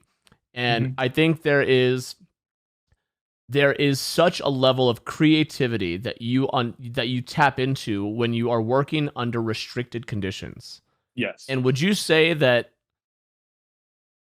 obviously I don't know how these programs work or anything, but I feel like the restrictive conditions are almost non-existent, and you kind of can do whatever the fuck you want Yeah. inside of development now, which must be really difficult to like have that focus. Yeah, it is a struggle on the day to day. Like I'll see something and like even with work, I'll be like, oh, wouldn't it be cool if? And then I have to remember that like constraints are important, like from like a design perspective, and then like on a bigger production, like changing one thing can actually have a lot of lasting consequences. Like, um, I'll give a really small example, but the speedrunners found out, and this was a complete accident, but we have a difference between a short hop and a full hop in Kena Bridge of Spirits. And the short hop, I accidentally had the air friction value tuned by like 0.2 off. So people figured that out and they were short hopping everywhere. So like really small things like that, like by adding in something else, it can change metrics of a space, which has a downstream effect on artists that are making the space. Does this validate their puzzle if they have things spaced out in a certain way? Can it be exploited by like just using this new thing that just got put in for some reason? It's you have to be really careful, especially if you're deeper into development. For me, in a space like this, I've learned that like if I'm gonna do something, I want it to do the one thing really, really well, instead of having like a bunch of something. Just do the one rotating thing. Do the rotating thing. Do the grab, and it does something when you drag the mouse. Just make dragging the mouse do really cool stuff, and then just kind of go from there. And that can balloon if I don't constrain that correctly. So you're right. I mean, I'm right in the same camp with you. Like use the same pencil size. Like don't mess around if you don't know what you're doing. And then honestly, at the end of the day, you might get comfortable doing it. That like Exactly. I mean, you look at some of like the classics, right? You look at some of the classics that came out on the SNES and how well they utilized those tools that they had at the time because they couldn't do anything else. Yeah. I always think of that and how interesting, like some of the people would argue that some of the best video game music was probably like Mega Man X, right? It's just those are timeless. Those are timeless songs that you always hear. And if that same team came together and tried to recreate those today, I always try and think of like, would that happen? I don't know. Yeah. There's a lot of analysis paralysis that comes with like big tool sets, man. Like I just get in the state of like, dude, well, this is overwhelming. What do I do? And then, dude, even now, it's like, how do I achieve what I want to do? There's like 10 different ways to do it, sometimes even more. And then like, there's gonna be different nuances with each one. Like they're gonna have consequences essentially. So it's like getting down the path. Like, how do I choose dude? Choosing inputs is shockingly difficult. We went through so many on Kena. Like at one point attacks were on the face buttons and then shifting those to the shoulder buttons, and then somebody saying, I don't know if the shoulders are a good idea, but having them on the shoulders is less mashable, where if they're on the face you can just mash. So there's a lot of like the input was like a different thing, but everything is really interconnected and finely woven together, and being aware of those connections is that's real challenging, like keeping your mind on like how everything weaves together. That's something that I'm still working on, is like understanding what consequences decision that I have today is down the road, but not getting lost in it, right? That's also really, really easy, again, analysis paralysis, like overthinking something. So there's a balance, like to think too much, and then there's following intuition, but like being aware of where your intuition is leading you. Yeah, I give it to people who create video games. It blows my mind that they even exist and they function as well as they do and they're as fun as they are, because it's wild. It's wild to think that some of these video games that we have exist. Yeah. And they, you know what I mean? Yeah. Like it's like, did you play Elden Ring? Yeah, you did play Elden Ring. I remember. Yeah. I remember because you got the fucking buggy shit at the beginning. No, yeah. Your horse.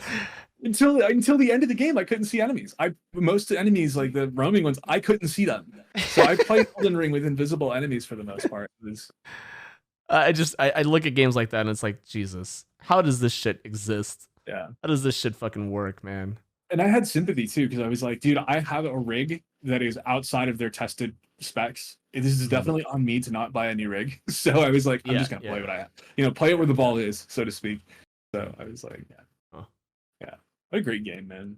That was the last time I got sucked into a really, really big game. That was the last time, I think it was like a while, that I had been sucked into something so that I got so invested into. Yeah. Yeah, that's awesome. So AI. Okay. AI. Let's talk about AI for a second. I am someone who's so uneducated on how it all works. I fuck with Chat GPT probably like once a week and just either try and break it, try and get it to break prompt, like I've seen on Twitter a couple times, or I'll try it like, for example, right? Me and my wife are looking for a second vehicle and I want to get a truck. So I was asking what are the most reliable vehicles? And then I was having to give me like a pro and con list. I'm having to do these mundane tasks. But in the greater scope of things, when you look at how AI has evolved over the past 5 years and ChatGPT 1 compared to 3, do you think we're going to reach a time where people are just going to be able to create games by asking AI to do it for them? I think so. Yeah, but I don't know if they're going to be as good. I think There you there go. always have to be a human that will like kind of, bolt down that, bolt everything down, Yeah. market it, make sure that people want to play it. Like, yeah, I think that there's going to be a human involved at some point. Yeah. Um, Definitely. I'm not worried. I actually use AI when I'm programming now. It's awesome. Like, Yeah, it's not I keep correct, hearing but yeah. I keep hearing about a bunch of programmers. They're like, I've got this problem that could have taken me weeks to fix, and I asked ChatGPT, and it's Yeah. fixed.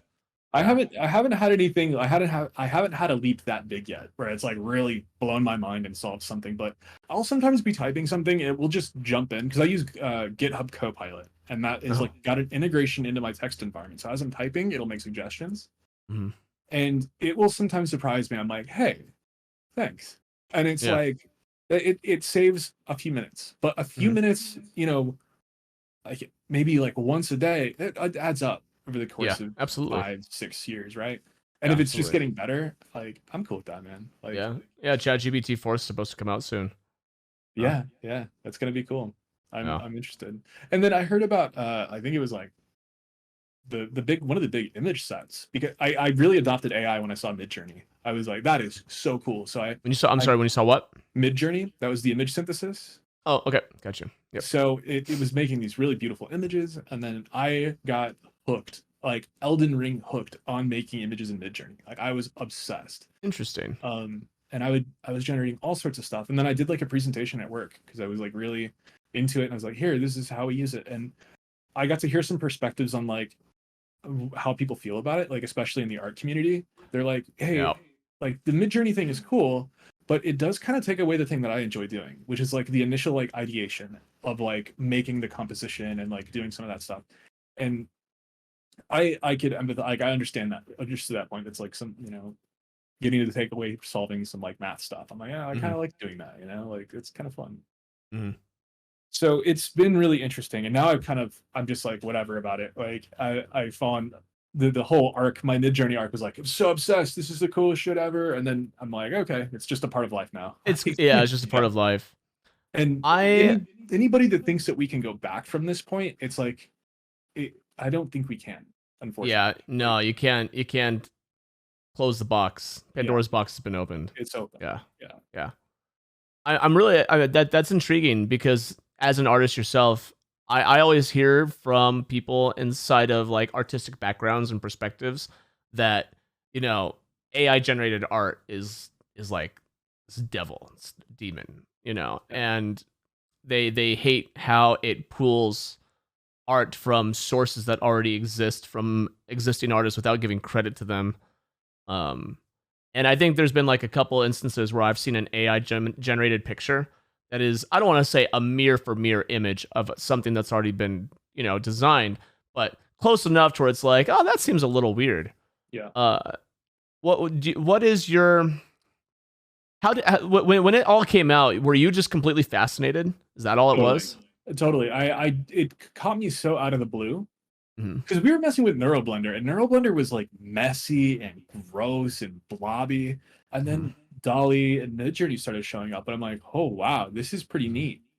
And I understand that like people are irritated that like because that somebody scraped their stuff without consent. I think that isn't great. I wouldn't want somebody to like take my stuff and like it to be in a data set and potentially like affect my livelihood. That isn't Mhm. great.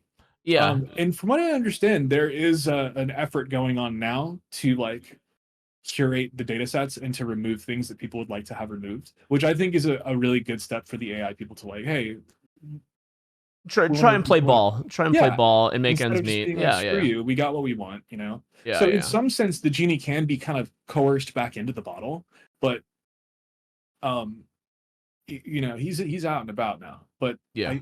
I was definitely fascinated, and there was some really, I actually in that demo that you saw, there are a couple things that are AI generated in there. There are two textures that I had used, and there's a tile mode that will make something seamless, so you don't see a seamless texture. Basically, is like if you were to pan the image like this way, it would just repeat infinitely, so it Okay. doesn't have Okay. any seams. And those are Okay. really Gotcha. useful for game textures because you can just throw them on a terrain, and now there's no seams. You don't see tiles everywhere. Yeah. So I had made a couple for like sandstone, and I made one for like some like old wood. And so Huh. it is I do really, I think it has utility, man. Like, and it's like, where do you want to It's put a it into your tool. workflow? Yeah. Yeah. It's a tool. It's a tool to either to make your life more efficient. Yeah, definitely. Yeah. Yeah. I'm I as someone who has a small artistic background, I I'm trying to think of how to word this delicately. I empathize with people who worry about their livelihoods being ruined. That's a no-brainer, right? Yeah. Like I totally get that. I totally get that. But when you think of like artistic philosophy and the idea of where do ideas even come from in the first place? Everything is just a reflection of nature, right? Nature is the true the true stem of where all art comes from. Yes. So when I look at AI, it's essentially doing that exact same thing. It's just the next level, right? Like humans are creating art from a reflection of nature, and now AI is creating art from a reflection of humans. Yeah. And I You think know? that it makes some people uncomfortable, right? Like, I think it's like it is the first time in reality where we've like looked at it and been like, machines are starting to supersede us in some ways. Yeah, Like, yeah, yeah, and they've been quietly superseding us for a while, man. Like, you yeah, know, and so I think it's just like the first time where it's like now it's like, oh, yeah. yeah. So yeah, I think it's a good point. Is that, you know, that is a good point. And one thing that I've heard a lot is that like it's really important to be able to adapt and to like Mhm, kind of roll with it, like figure out mhm, how to work it into your stuff. mhm. And I am really glad that like if people want to have their stuff pulled out, like that they can. That I think is Yep, really important. Like consent and agency is like kind of, it's really nice to have that stuff. Like yep. especially in a 100%. modern, you know, civilized society, like having consent and agency is like 100%. like 100%. 100%. It's super super important. So um yeah, yeah, that's kind of where Yeah. I'm at with it. There's this artist I follow on Twitter, and what he does is he actually will get a bunch of AI images, and he'll like take like little pieces. Like he'll do like a dark butterfly, and then he'll Mhm. crop the wings out, and he'll keep them onto the side. And then he'll do this with like 50 images, and then he'll combine them all together and form this beautiful fucking piece of art that's like, whoa, this is so cool. Yeah, Um, and it just makes me think of like roll with the punches, and he's yeah, just using things as tools. yeah, I'm dude. I'm super for AI. I think it's so cool. I think yeah, AI is so awesome. yeah. No. I think it's a culmination of like all of our engineering prowess. Like it, as a humanity, like it's we could only be here now, right? Like it's a sign that our computing is strong enough to do this very very interesting thing. And I would say to like hamstring something in its infancy or like put restrictions on it would just be like tragic to say the least. Like it just Yeah. I just want to see where it goes. And like I think there's a big level of responsibility that comes with something like this. It's a Oh, really powerful tool. a And 100%. like I think it's going to be like, yeah, I think some of my bigger concerns, and it started coming with Chat GPT, I think impressed me more than the image synthesis because it was like emulating like like it, yeah, I had to like spit out like a love poem in the style of Jack Kerouac, and it's like that's really concerning. Because like it's gonna start like I don't want to live in a world of noise where I'm trying to get like information and news articles, and I'm having to wade through a sea of people, a sea of noise to get valid information, right? Like, I mean, I hate to yeah. tell you, man. I hate to tell you, we're right there, man. We're already there. I'm just concerned that it'll get worse, you know. And then the other part is like, if it's self-learning, if it's learning on its own noise, that's not great either. Like, it needs to have like a stream of like good stuff coming in, I think. So yeah, the curation of those data sets is important, but like at the end of the day, humans made it, so it's always going to be flawed. Yeah, true. Yeah, it's always going to be flawed. Yeah. It's an exciting time. It's like, it feels like the Wild West, right? Like, and I that's a nasty analogy, but no, I think like, it's a rational analogy to have. Yeah. It's just like it's so new and no one knows what to do with it, and we're just kind of rolling with it.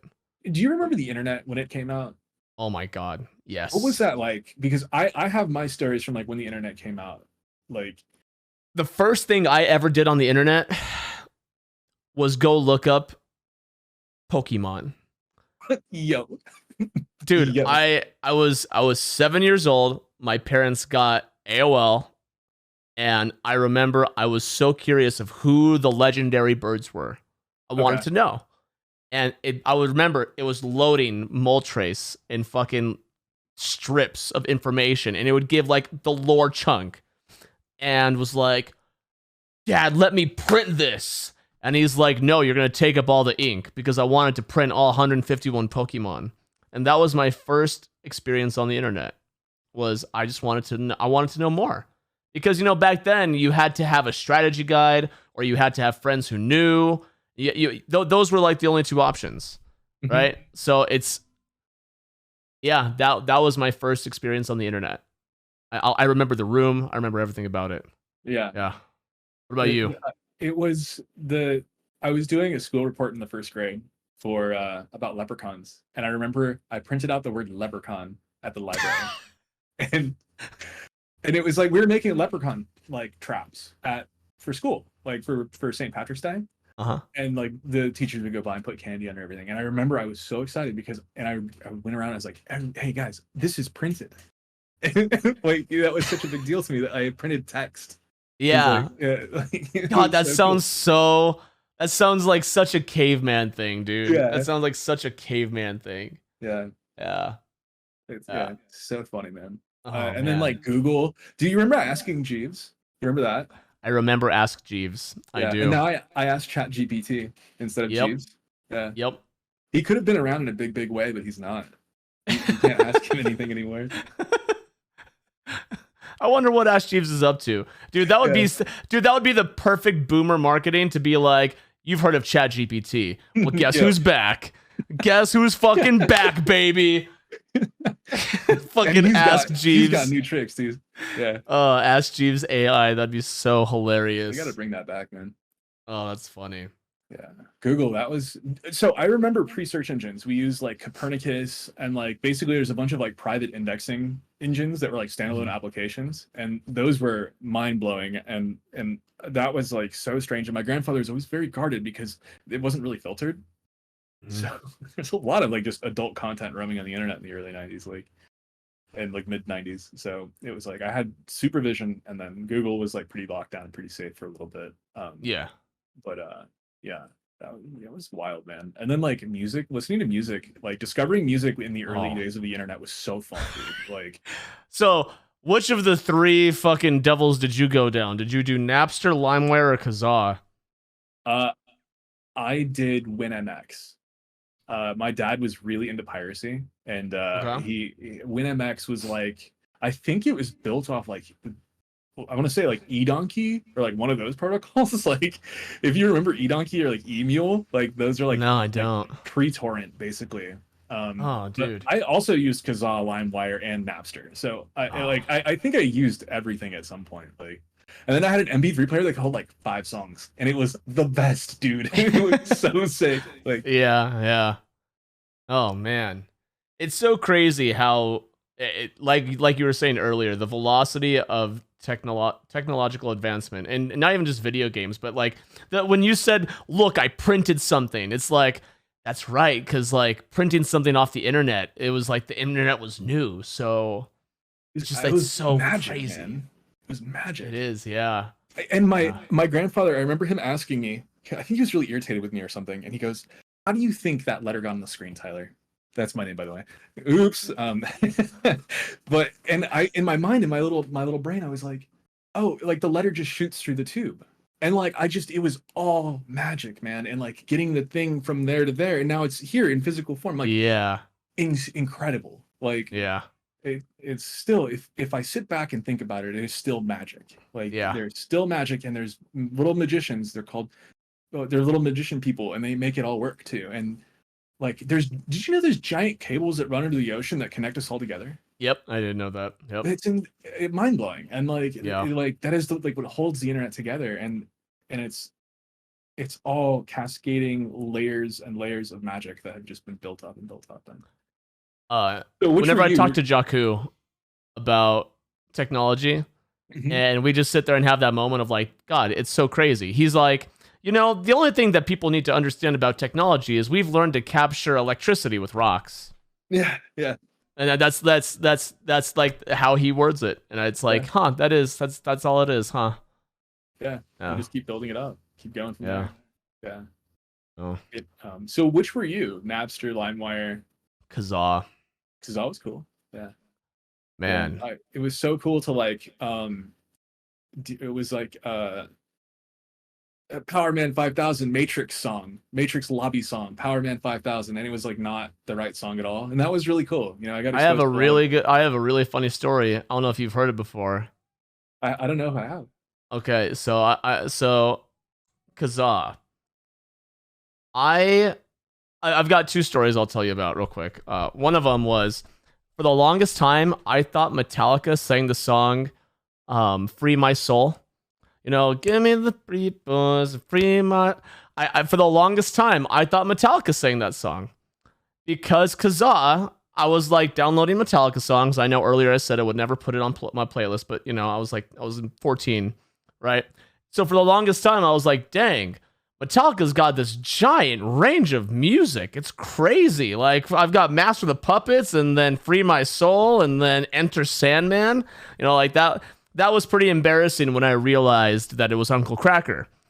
It was Uncle Kracker who sang that song. And then the second story I've got about Kazaa is the one time I downloaded Linkin Park's Faint. It was Faint by Linkin Park, except it wasn't Faint by Linkin Park. It was literally a fucking donkey show. Oh my God. It was literally a fucking woman literally getting railed by a donkey on a farm.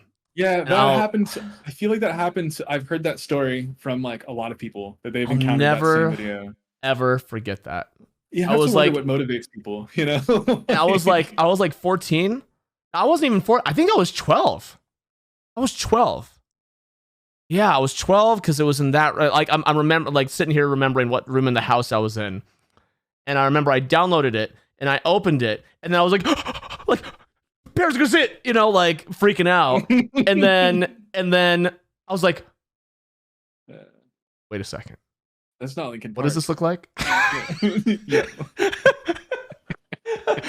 Wait a second. What is this? What's jeez, really? It's like it's like you like you hit your toe, and it like takes a second. It's like, hold on, what did I just see? Like the pure shock, and then your brain like clicks in. Yeah. Delayed response. Yeah, man, how did we fucking survive that?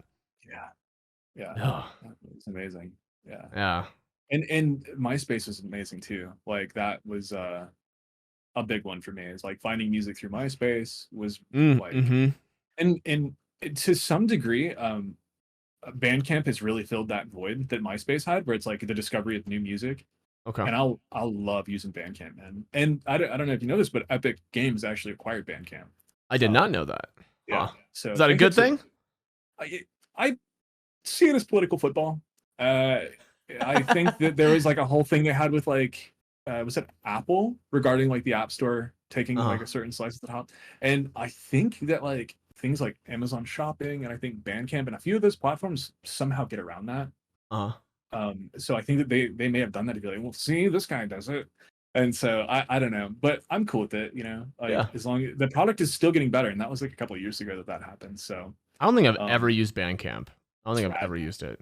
If you liked MySpace for like music discovery, like Bandcamp would be right up your alley. It's I don't make recommendations lightly, and I think that Bandcamp is really cool. It also goes directly to the artist too, which is awesome. Oh, interesting. Yeah. I use Spotify for everything. I've discovered quite a few bands with Spotify, but Spotify is pretty good. They have some really talented dudes over there that do some pretty cool stuff. Yeah. People, yeah. That they had like what is that called? Wall of Sound. It's like a website where you can like just scroll. And it is like it's all the genres you can think of, and it's like arranged by like in like range of sonics and intensity. So at the very very bottom you have like bird song, like just like the most like whatever, I've never heard of this, and then at the top you have like really crazy like industrial stuff, and it's you just hit the button and it just like plays. I think it's Every Noise at Once, I think is what it's called. Every Noise at Once. Yeah, everynoise.com, and it's made by one of the Spotify engineers. It's really cool. Like if you want to see, like that's another really cool tool. Let me see. What is it called? Everynoise.com. Everynoise.com. It's not a donkey show, I promise. That'd be the biggest rooking of a lifetime. Dude, I pulled this up and it's like, wait a second, this looks familiar. A Swiss house, a deep tech house, a jazzy drib, a dark psytrance. Oh. And it just keeps going. You can also, I think there's a button to like play like 10 seconds. And sometimes I'll like, oh, that sounded kind of cool. What the hell was that? Are these DMCA? Yeah, obviously. And there's a little arrow next to each genre, and that'll actually bring you to like a band map that will show you like who is the biggest in that genre. Like, interesting. Yeah, pretty cool little tool.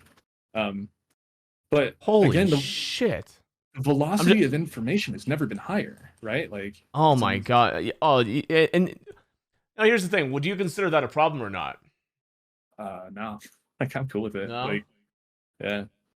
I would say, I mean, information speed of information is good as long as it's like the right information. I think one problem that I run into personally is that like I need to evaluate if my opinions are my own or if it's somebody else's because I'm taking in so much. I do that all the time. I try, like, if I look at or if there's an opinion I'm forming that like draws some strong emotion out of me, I always like just take that second of like, is this what values is this affecting of me that is causing me to have this, or is this just an opinion that I've heard so many times that it's like just subconsciously put inside of me?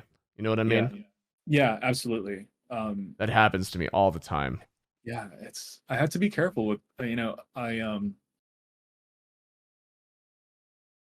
have to be careful with what I consume, and like when I consume it. Like certain phases, like I will be more receptive to new information, and I think I have to be careful of like, well, it's good for me to like really consider like what is my opinion and what is somebody else's, and then like it's also like really sometimes nice to sit down and be like, why is this thing good, or to like kind of I've said that like opinions are my own and subject to change, and like I try to like I want to remain teachable, because I don't know everything, and I don't want to be the guy that has all the answers, you know.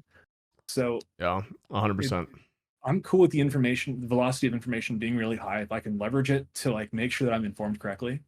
But I don't want to use that for evil. Like I don't want to just be the guy that's like, but this and this. It's like that's exhausting, and that's like not a way for me to like live my life in a fulfilling way. I'm gonna annoy myself. Like, so it's I think it's a good thing ultimately. I think that it's going to have consequences on our like the way our psyche and attention works. That I'm sure there's going to be studies and stuff, but the endless scrolling of TikTok, I'm not a fan of that. That is a velocity that needs to slow down, and I think they're, you know, I have opinions on that, but again, 100%. I don't know if those opinions are my own or if it's something that I read, but I As a content creator, utilizing every possible way to get my name out there is obviously smart, for the well-being of my business. And TikTok is the one I refuse. Absolutely refuse. Yeah. I refuse. Why is that? What is your gut reaction on that? Several things. First of all, the target audience of TikTok. I do not like to attract a younger audience.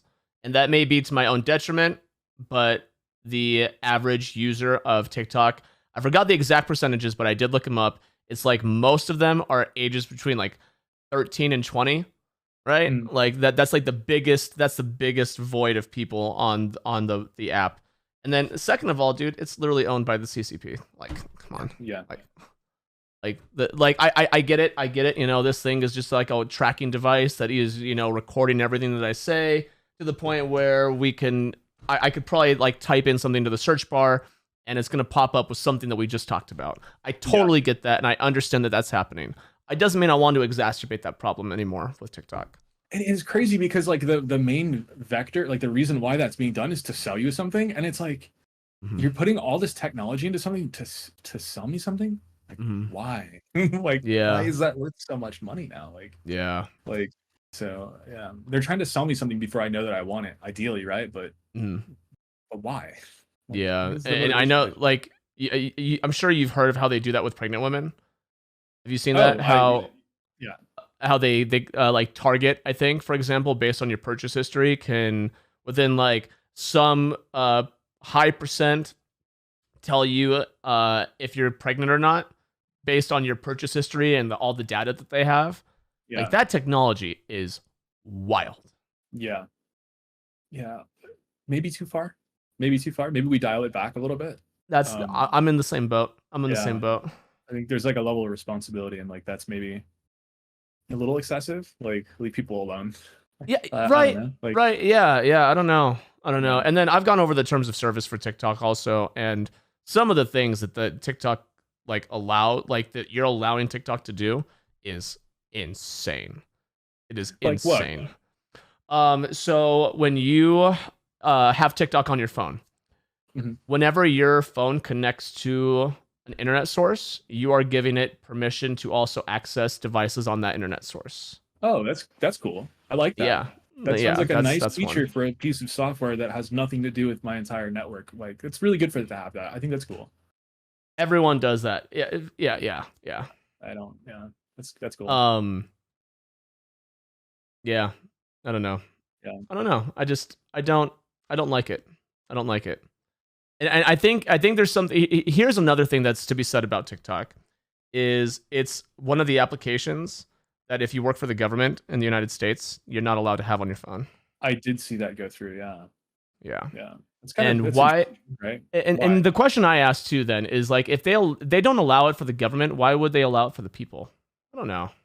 And maybe that's like, I need to think more on that one. But I think if it's that much of a dangerous thing for a government agency to keep, why?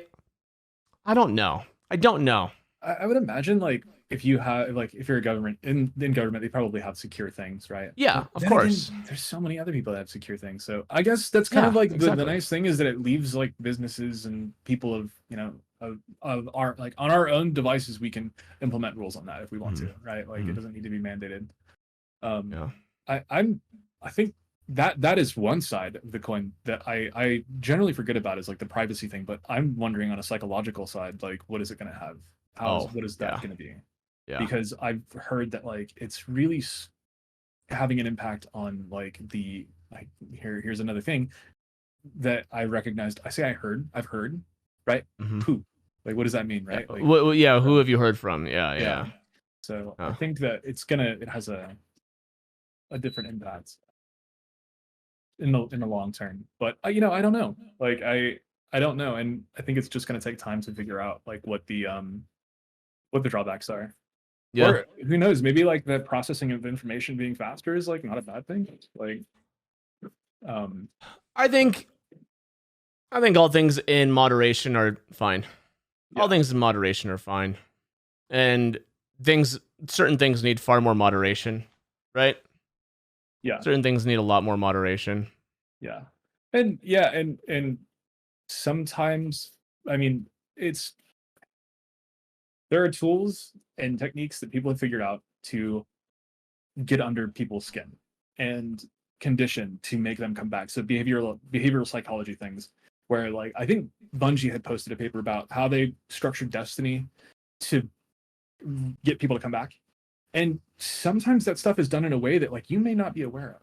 Like that, and that's not necessarily fair either. Like I'm not really consenting to have like my time sucked away from me without me really being cognizant of that. And at the end of the day, I'm not saying that it's their fault. It is definitely my fault because I'm engaging in it. But like people that have addictive personalities or like really get dialed into stuff, really like the way that the dopamine, hit feels like. Yep. Is that is a part of our nature, right? And it's being exploited to a degree. So we are given things to give us awareness of like, hey, cigarettes are really addictive. Like, by the way, hey, this app, some people get really hooked on it. Not for everybody, but like, what value does that add to the picture or like to our discussion? I don't know, but it is like a thing that like I'm curious, like what is gonna happen, right? Also, forward. But to add to play devil's advocate with that though, like, isn't it also the individual's choice to choose to be addicted? Yeah, you know what I mean? Yeah. So definitely. I don't know. I mean, they put those labels on cigarettes, and I still bought a pack of cigarettes at one point in my life, right? Like, yeah, they rock in certain contexts, man. Like, yeah.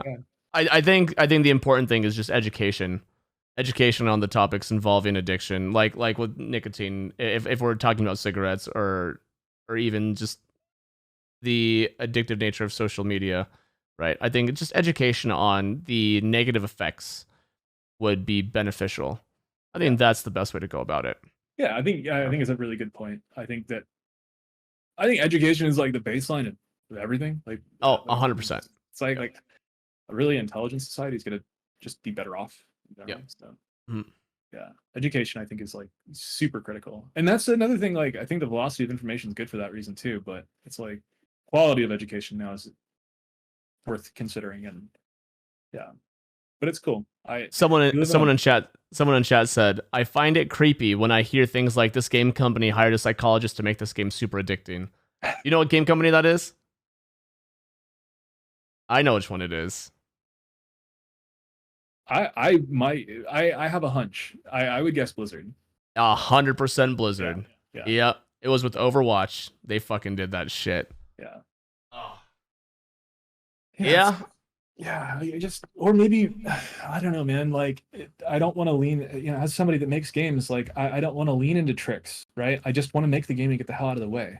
And I don't also, as a person that makes something, I don't want to sit and work on the same thing for 10 years.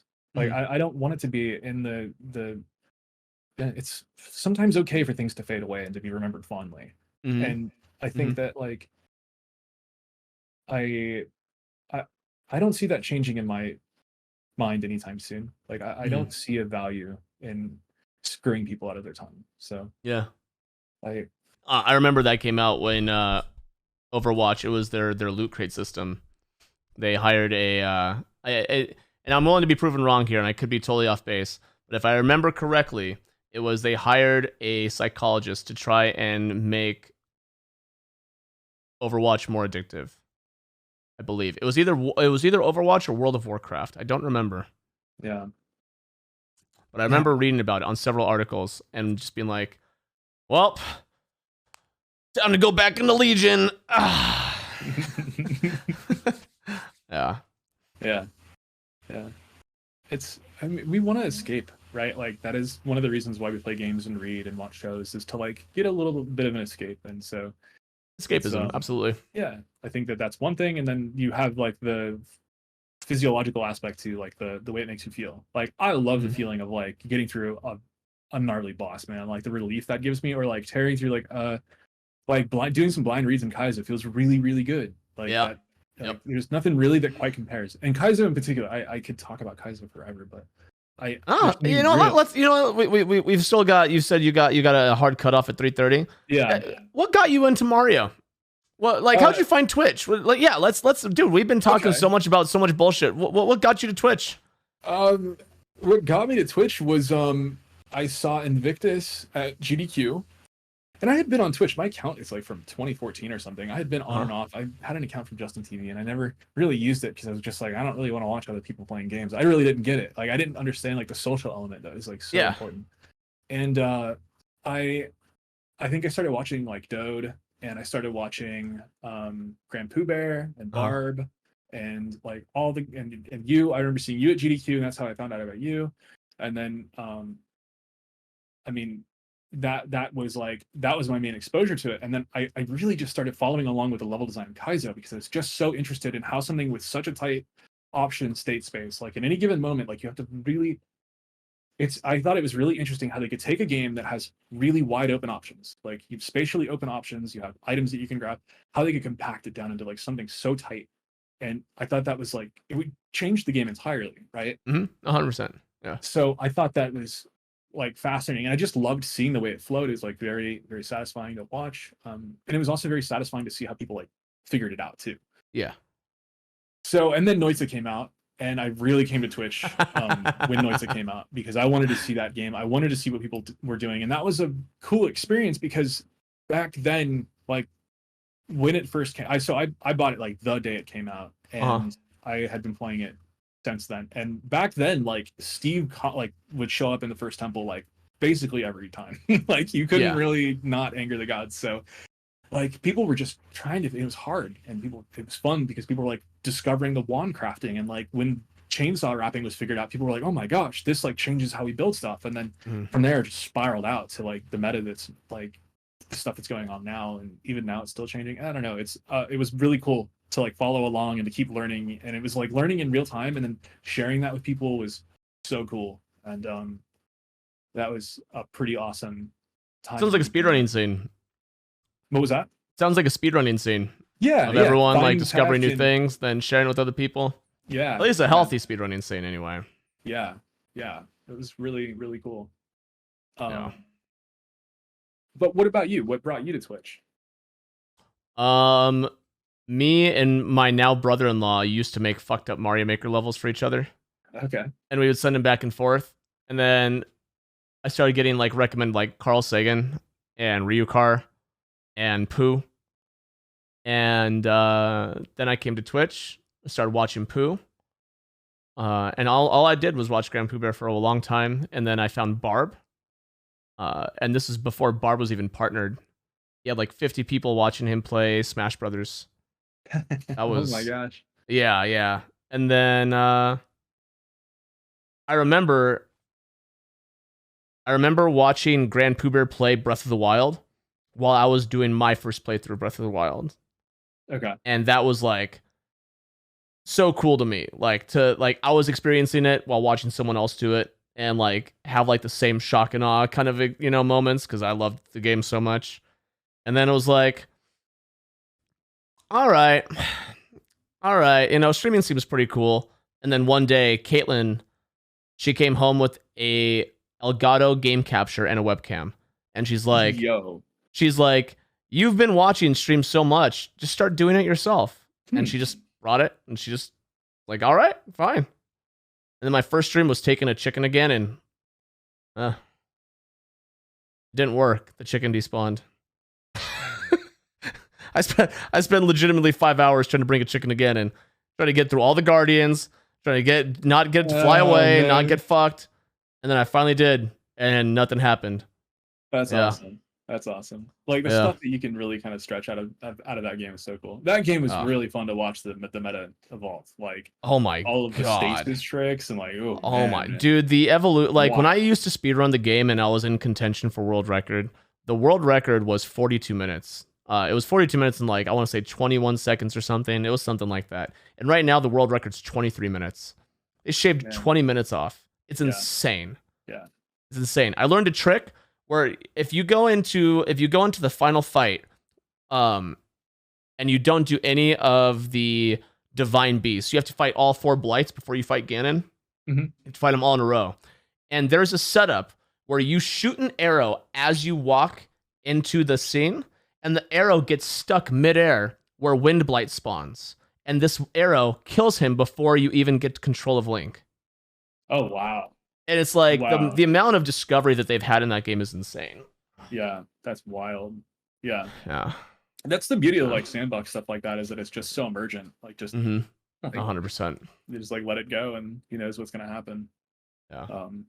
It's definitely like it blows my mind that Nintendo took such a different take on that, man. Like, because Zelda has always been like a traditionally like locked down experience. Dude, And have you then they played?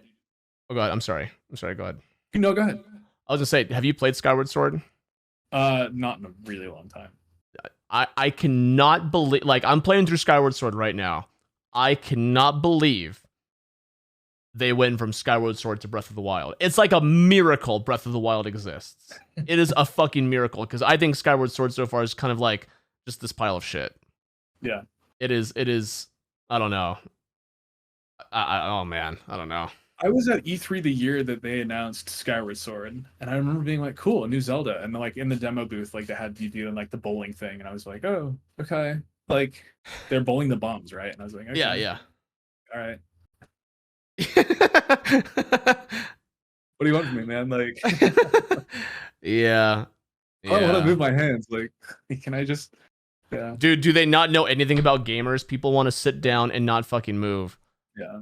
No. If you want to fucking move, you go play like Beat Saber. That's what people Yeah. go play.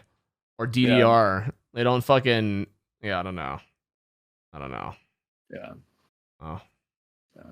That was cool, man. And yeah, Twitch is one of those like rare forms where like it is such a unique platform because of like the way the chat interacts with the, I guess not really a thing that exists really anywhere else. Like you have a stage and then people show up and experience you doing, like you have to go to a music venue or put a box outside, stand up and hope that people want to hear what like stuff you're babbling about. And so like it's a really unique setting in that way. And I fell in love with it for that reason, and actually have made like quite a few friends. I went on a road trip with Rudy, and we drove up to see White Moth, and like crashed up there one night, and that was like really really fun. Like had a great time, and that's cool. So it's like I've made like buddies, like real pals, you know. And yeah, it's cool. It's amazing. Oh, that's awesome. Yeah. White Moth gives a heart. yeah. What a legend, dude. Yeah. So it's cool, man.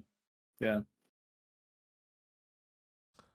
Well, so what I got one question. I know that you were working on a ROM hack. So what happened? Every time I played it, I hated it more. That's just making stuff, though. I realize that. But hacking wasn't like this. ROM hacking for Super Mario World wasn't like a passion. It was like I want to see what I could do. Okay. Right? Like I wanted to see what I could do. And I was like, I think I've got a couple cool ideas for a niche crowd. And the more I developed and the more I made levels, the more I played more ROM hacks, it just felt like my contribution, I didn't want to contribute to this endless sea of repetitive bullshit. Because I feel that Super Mario World Kaizo specifically has reached a boiling point where the creativity is moot. It is very, very, very, very rare to find something that is creative enough to strike awe on you. And that is obviously as someone who's played hundreds of hacks now, right? I'm someone who's played hundreds. And I just didn't want to contribute. I didn't want to contribute to that because I felt everything felt the same. Everything felt the same. Yeah. And I realized, speaking to you as a game developer who hundreds of games are getting released, thousands are getting released every year, and obviously that's probably not something that ever crosses your mind, or maybe it does. Oh, it does. Yeah. I'll say maybe it does. Yeah.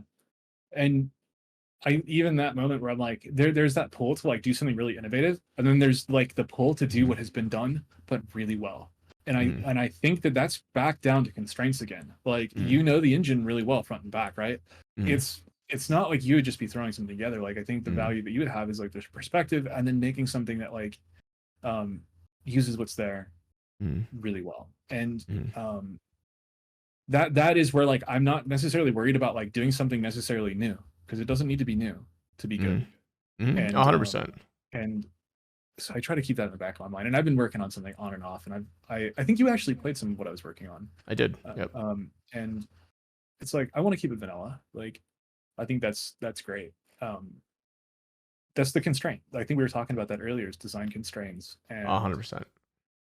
so yeah, I feel what you're saying though. Like you don't want to necessarily contribute back out to a sea of noise. And I have that thought line of thinking too. It's like I don't want to put something back out there that's just devoid of, it's like the same shit, you know. Like, that drives me insane. But I also don't want to, I know, so there's a concept of innovation tokens, and you only get like a few, especially like when you're making something really big.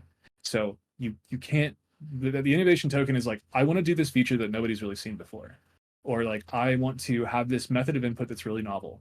And no matter what, that is like the X factor. And you if that innovation token is on that thing, it doesn't move, and that's what you put your time and your resources into, and that's what you really. So one of those tokens for Kana that I like that comes to mind is the rock cloud.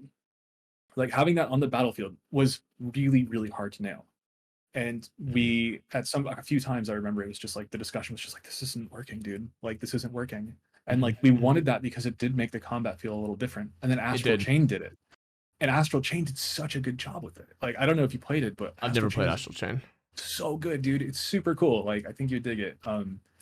And they did a great job of like having the buddy on the battlefield. So that we were like kind of relieved, because it gave us like, it just be like seeing something and being like, somebody else did this and it works really well. It can work, you know.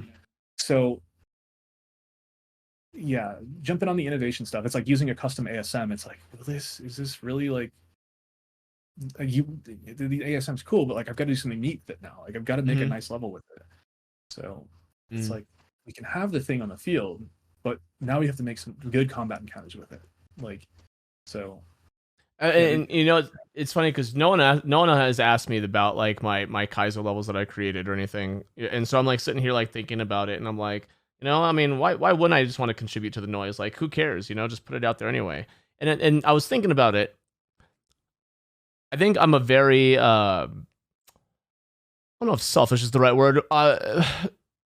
When I was 23, I decided to start drawing. I wanted to draw. I was 23 and I played Final Fantasy X, and I just had like this gut feeling. I wanted to draw Bahamut, you know, the big blue dragon. I went into fucking Michael's. I bought fucking Prismacolor colored pencils. I got paper. I came home and I drew them. That's what I did, and turned out I was pretty good at it. And there you go. I realized by thinking of that thought process, I was creating art for myself and only for myself. Yeah. I did it because I enjoyed doing it. And I think when it came to making Kaizo, I don't want anyone to experience it. Maybe that's what it is. You know? That's kind of like what Ken Levine had expressed too. Like he made BioShock and he made like Infinite, and then he was just like, I just want to make games and I don't necessarily want to release them because I like making them, but I don't really want them to be for like other people. And like I understand that, because like by putting something out there, like unless you like completely disconnect, like you are giving kind of like a part of yourself out there too. Sure. And one thing that I learned is that like as soon as the idea is out of my mouth, or like I've shown it to somebody, it's no longer mine. It's not. It's like now in the collective like consciousness, right? So by like kind of breaking off, like I can avoid like I can just kind of keep it pure, right? So like with that said, I understand that sentiment of like just wanting to make stuff that you enjoy, and when that's a really good place to be, man. Like if you're making stuff that you enjoy, then somebody else is probably gonna like it too. So yeah. Like anybody that makes Kaizo ROM hacks, you're making games too. Like that, I think that doesn't get said enough, because that's so much work, man. Like that is, you're taking a thing and like you're polishing it, you're putting the sound in, you're putting, you know, switch. Sometimes, you know, the custom ASM is like, it's an engineering marvel that we're even to that point where we can like tear apart old SNES games and like reconstruct them. Amazing. Like the stuff that my Kyra Shack does like blows my mind sometimes. He showed me his like QLDC thing, and he had this like dude like ducking and like spitting out fireball. I was like, dude, that's so sick. Like, how did you do that? Why did you do that? Leave me alone. Stop talking to me.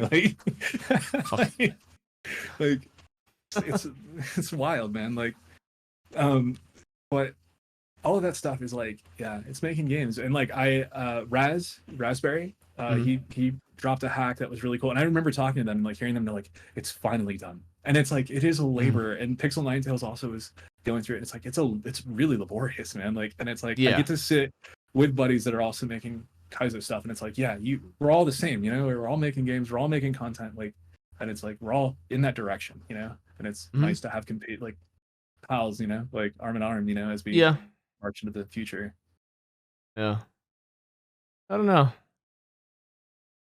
Man, it's been a long time since I've worked on any Kaizo stuff. I don't think I have any interest in the future.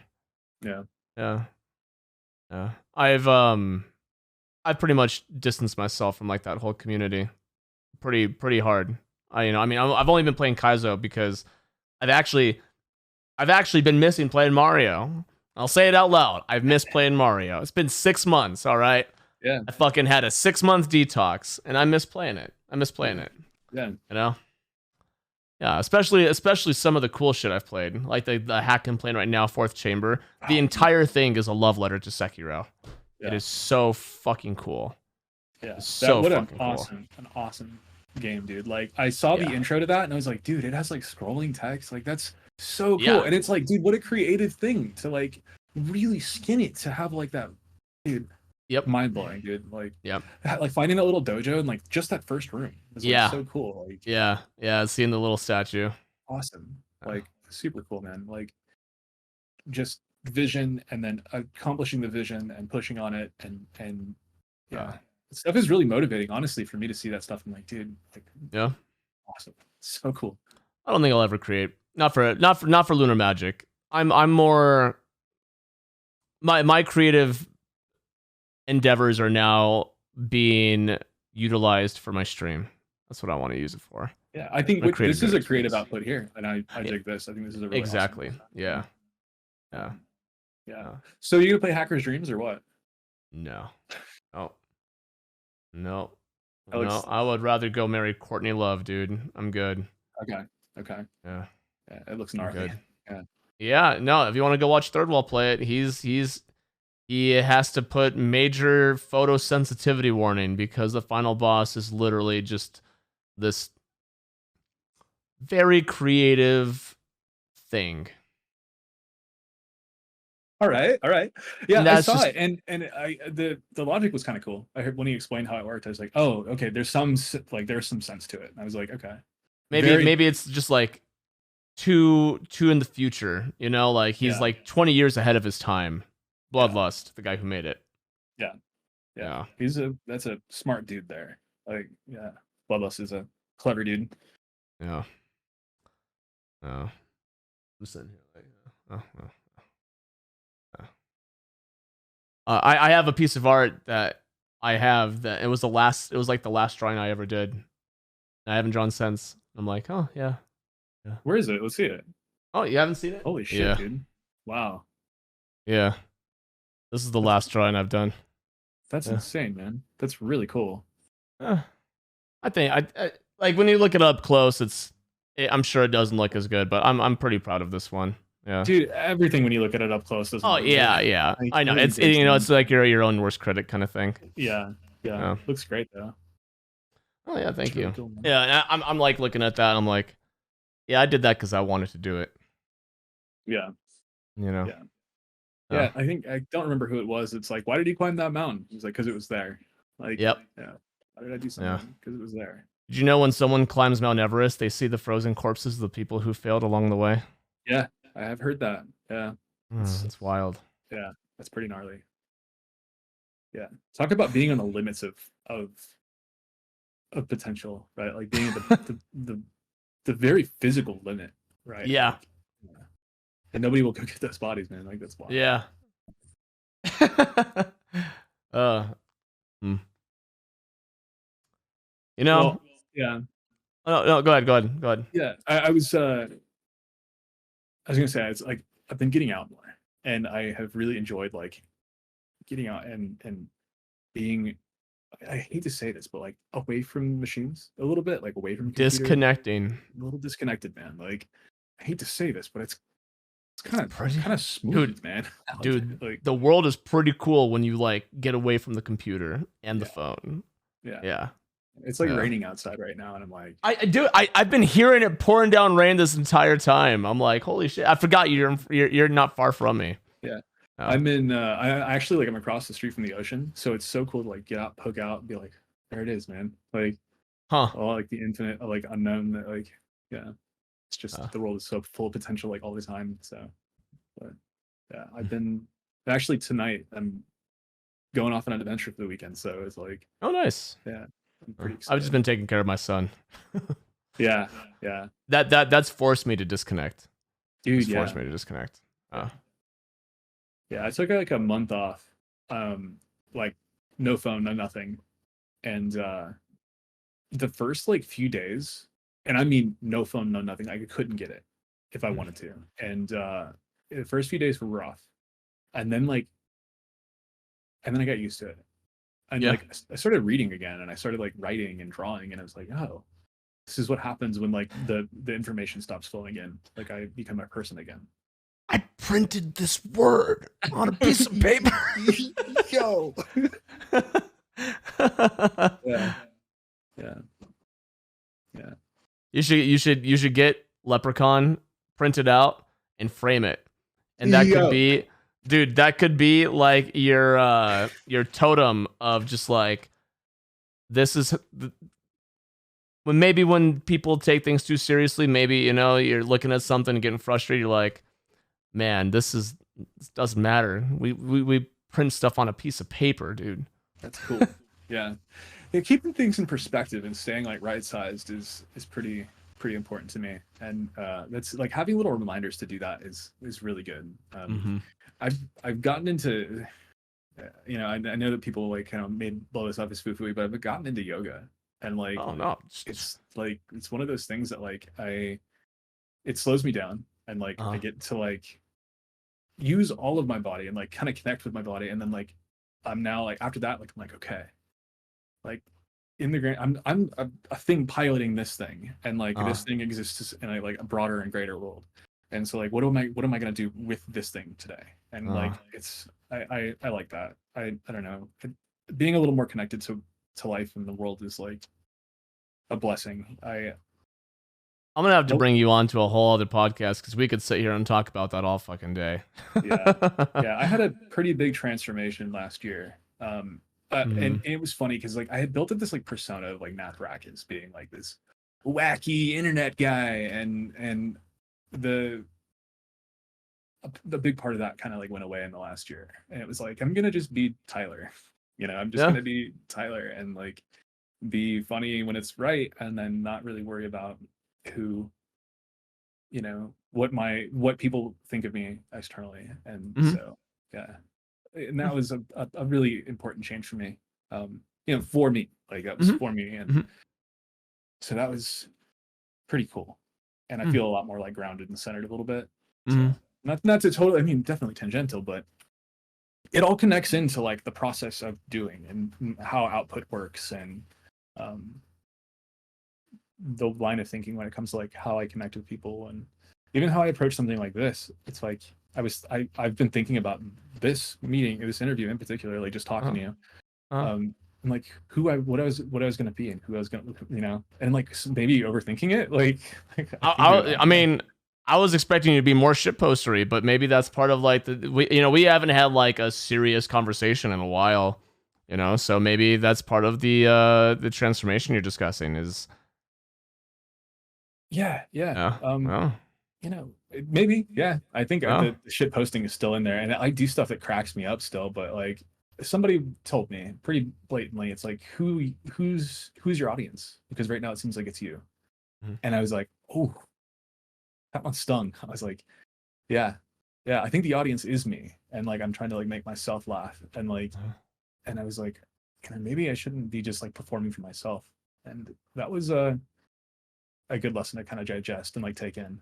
And I yeah I don't know, life stuff, right? Like, yeah, hey, dude, I love discussing like consciousness and philosophy and your hierarchy of values that you have as a person. I think those are also interesting to have discussions on. Yeah, Mm-hmm. Absolutely. Yeah. But you know, this was great. You're the This is first a one. blast, man. Yeah. Yeah. Thanks for having this We live, went dude, we setting went for this up. 2 hours and 15 minutes, no problem. Yeah. Hell yeah. Yeah, I've got to, you know, I've enjoyed doing this, but I got a game to make, man. Like,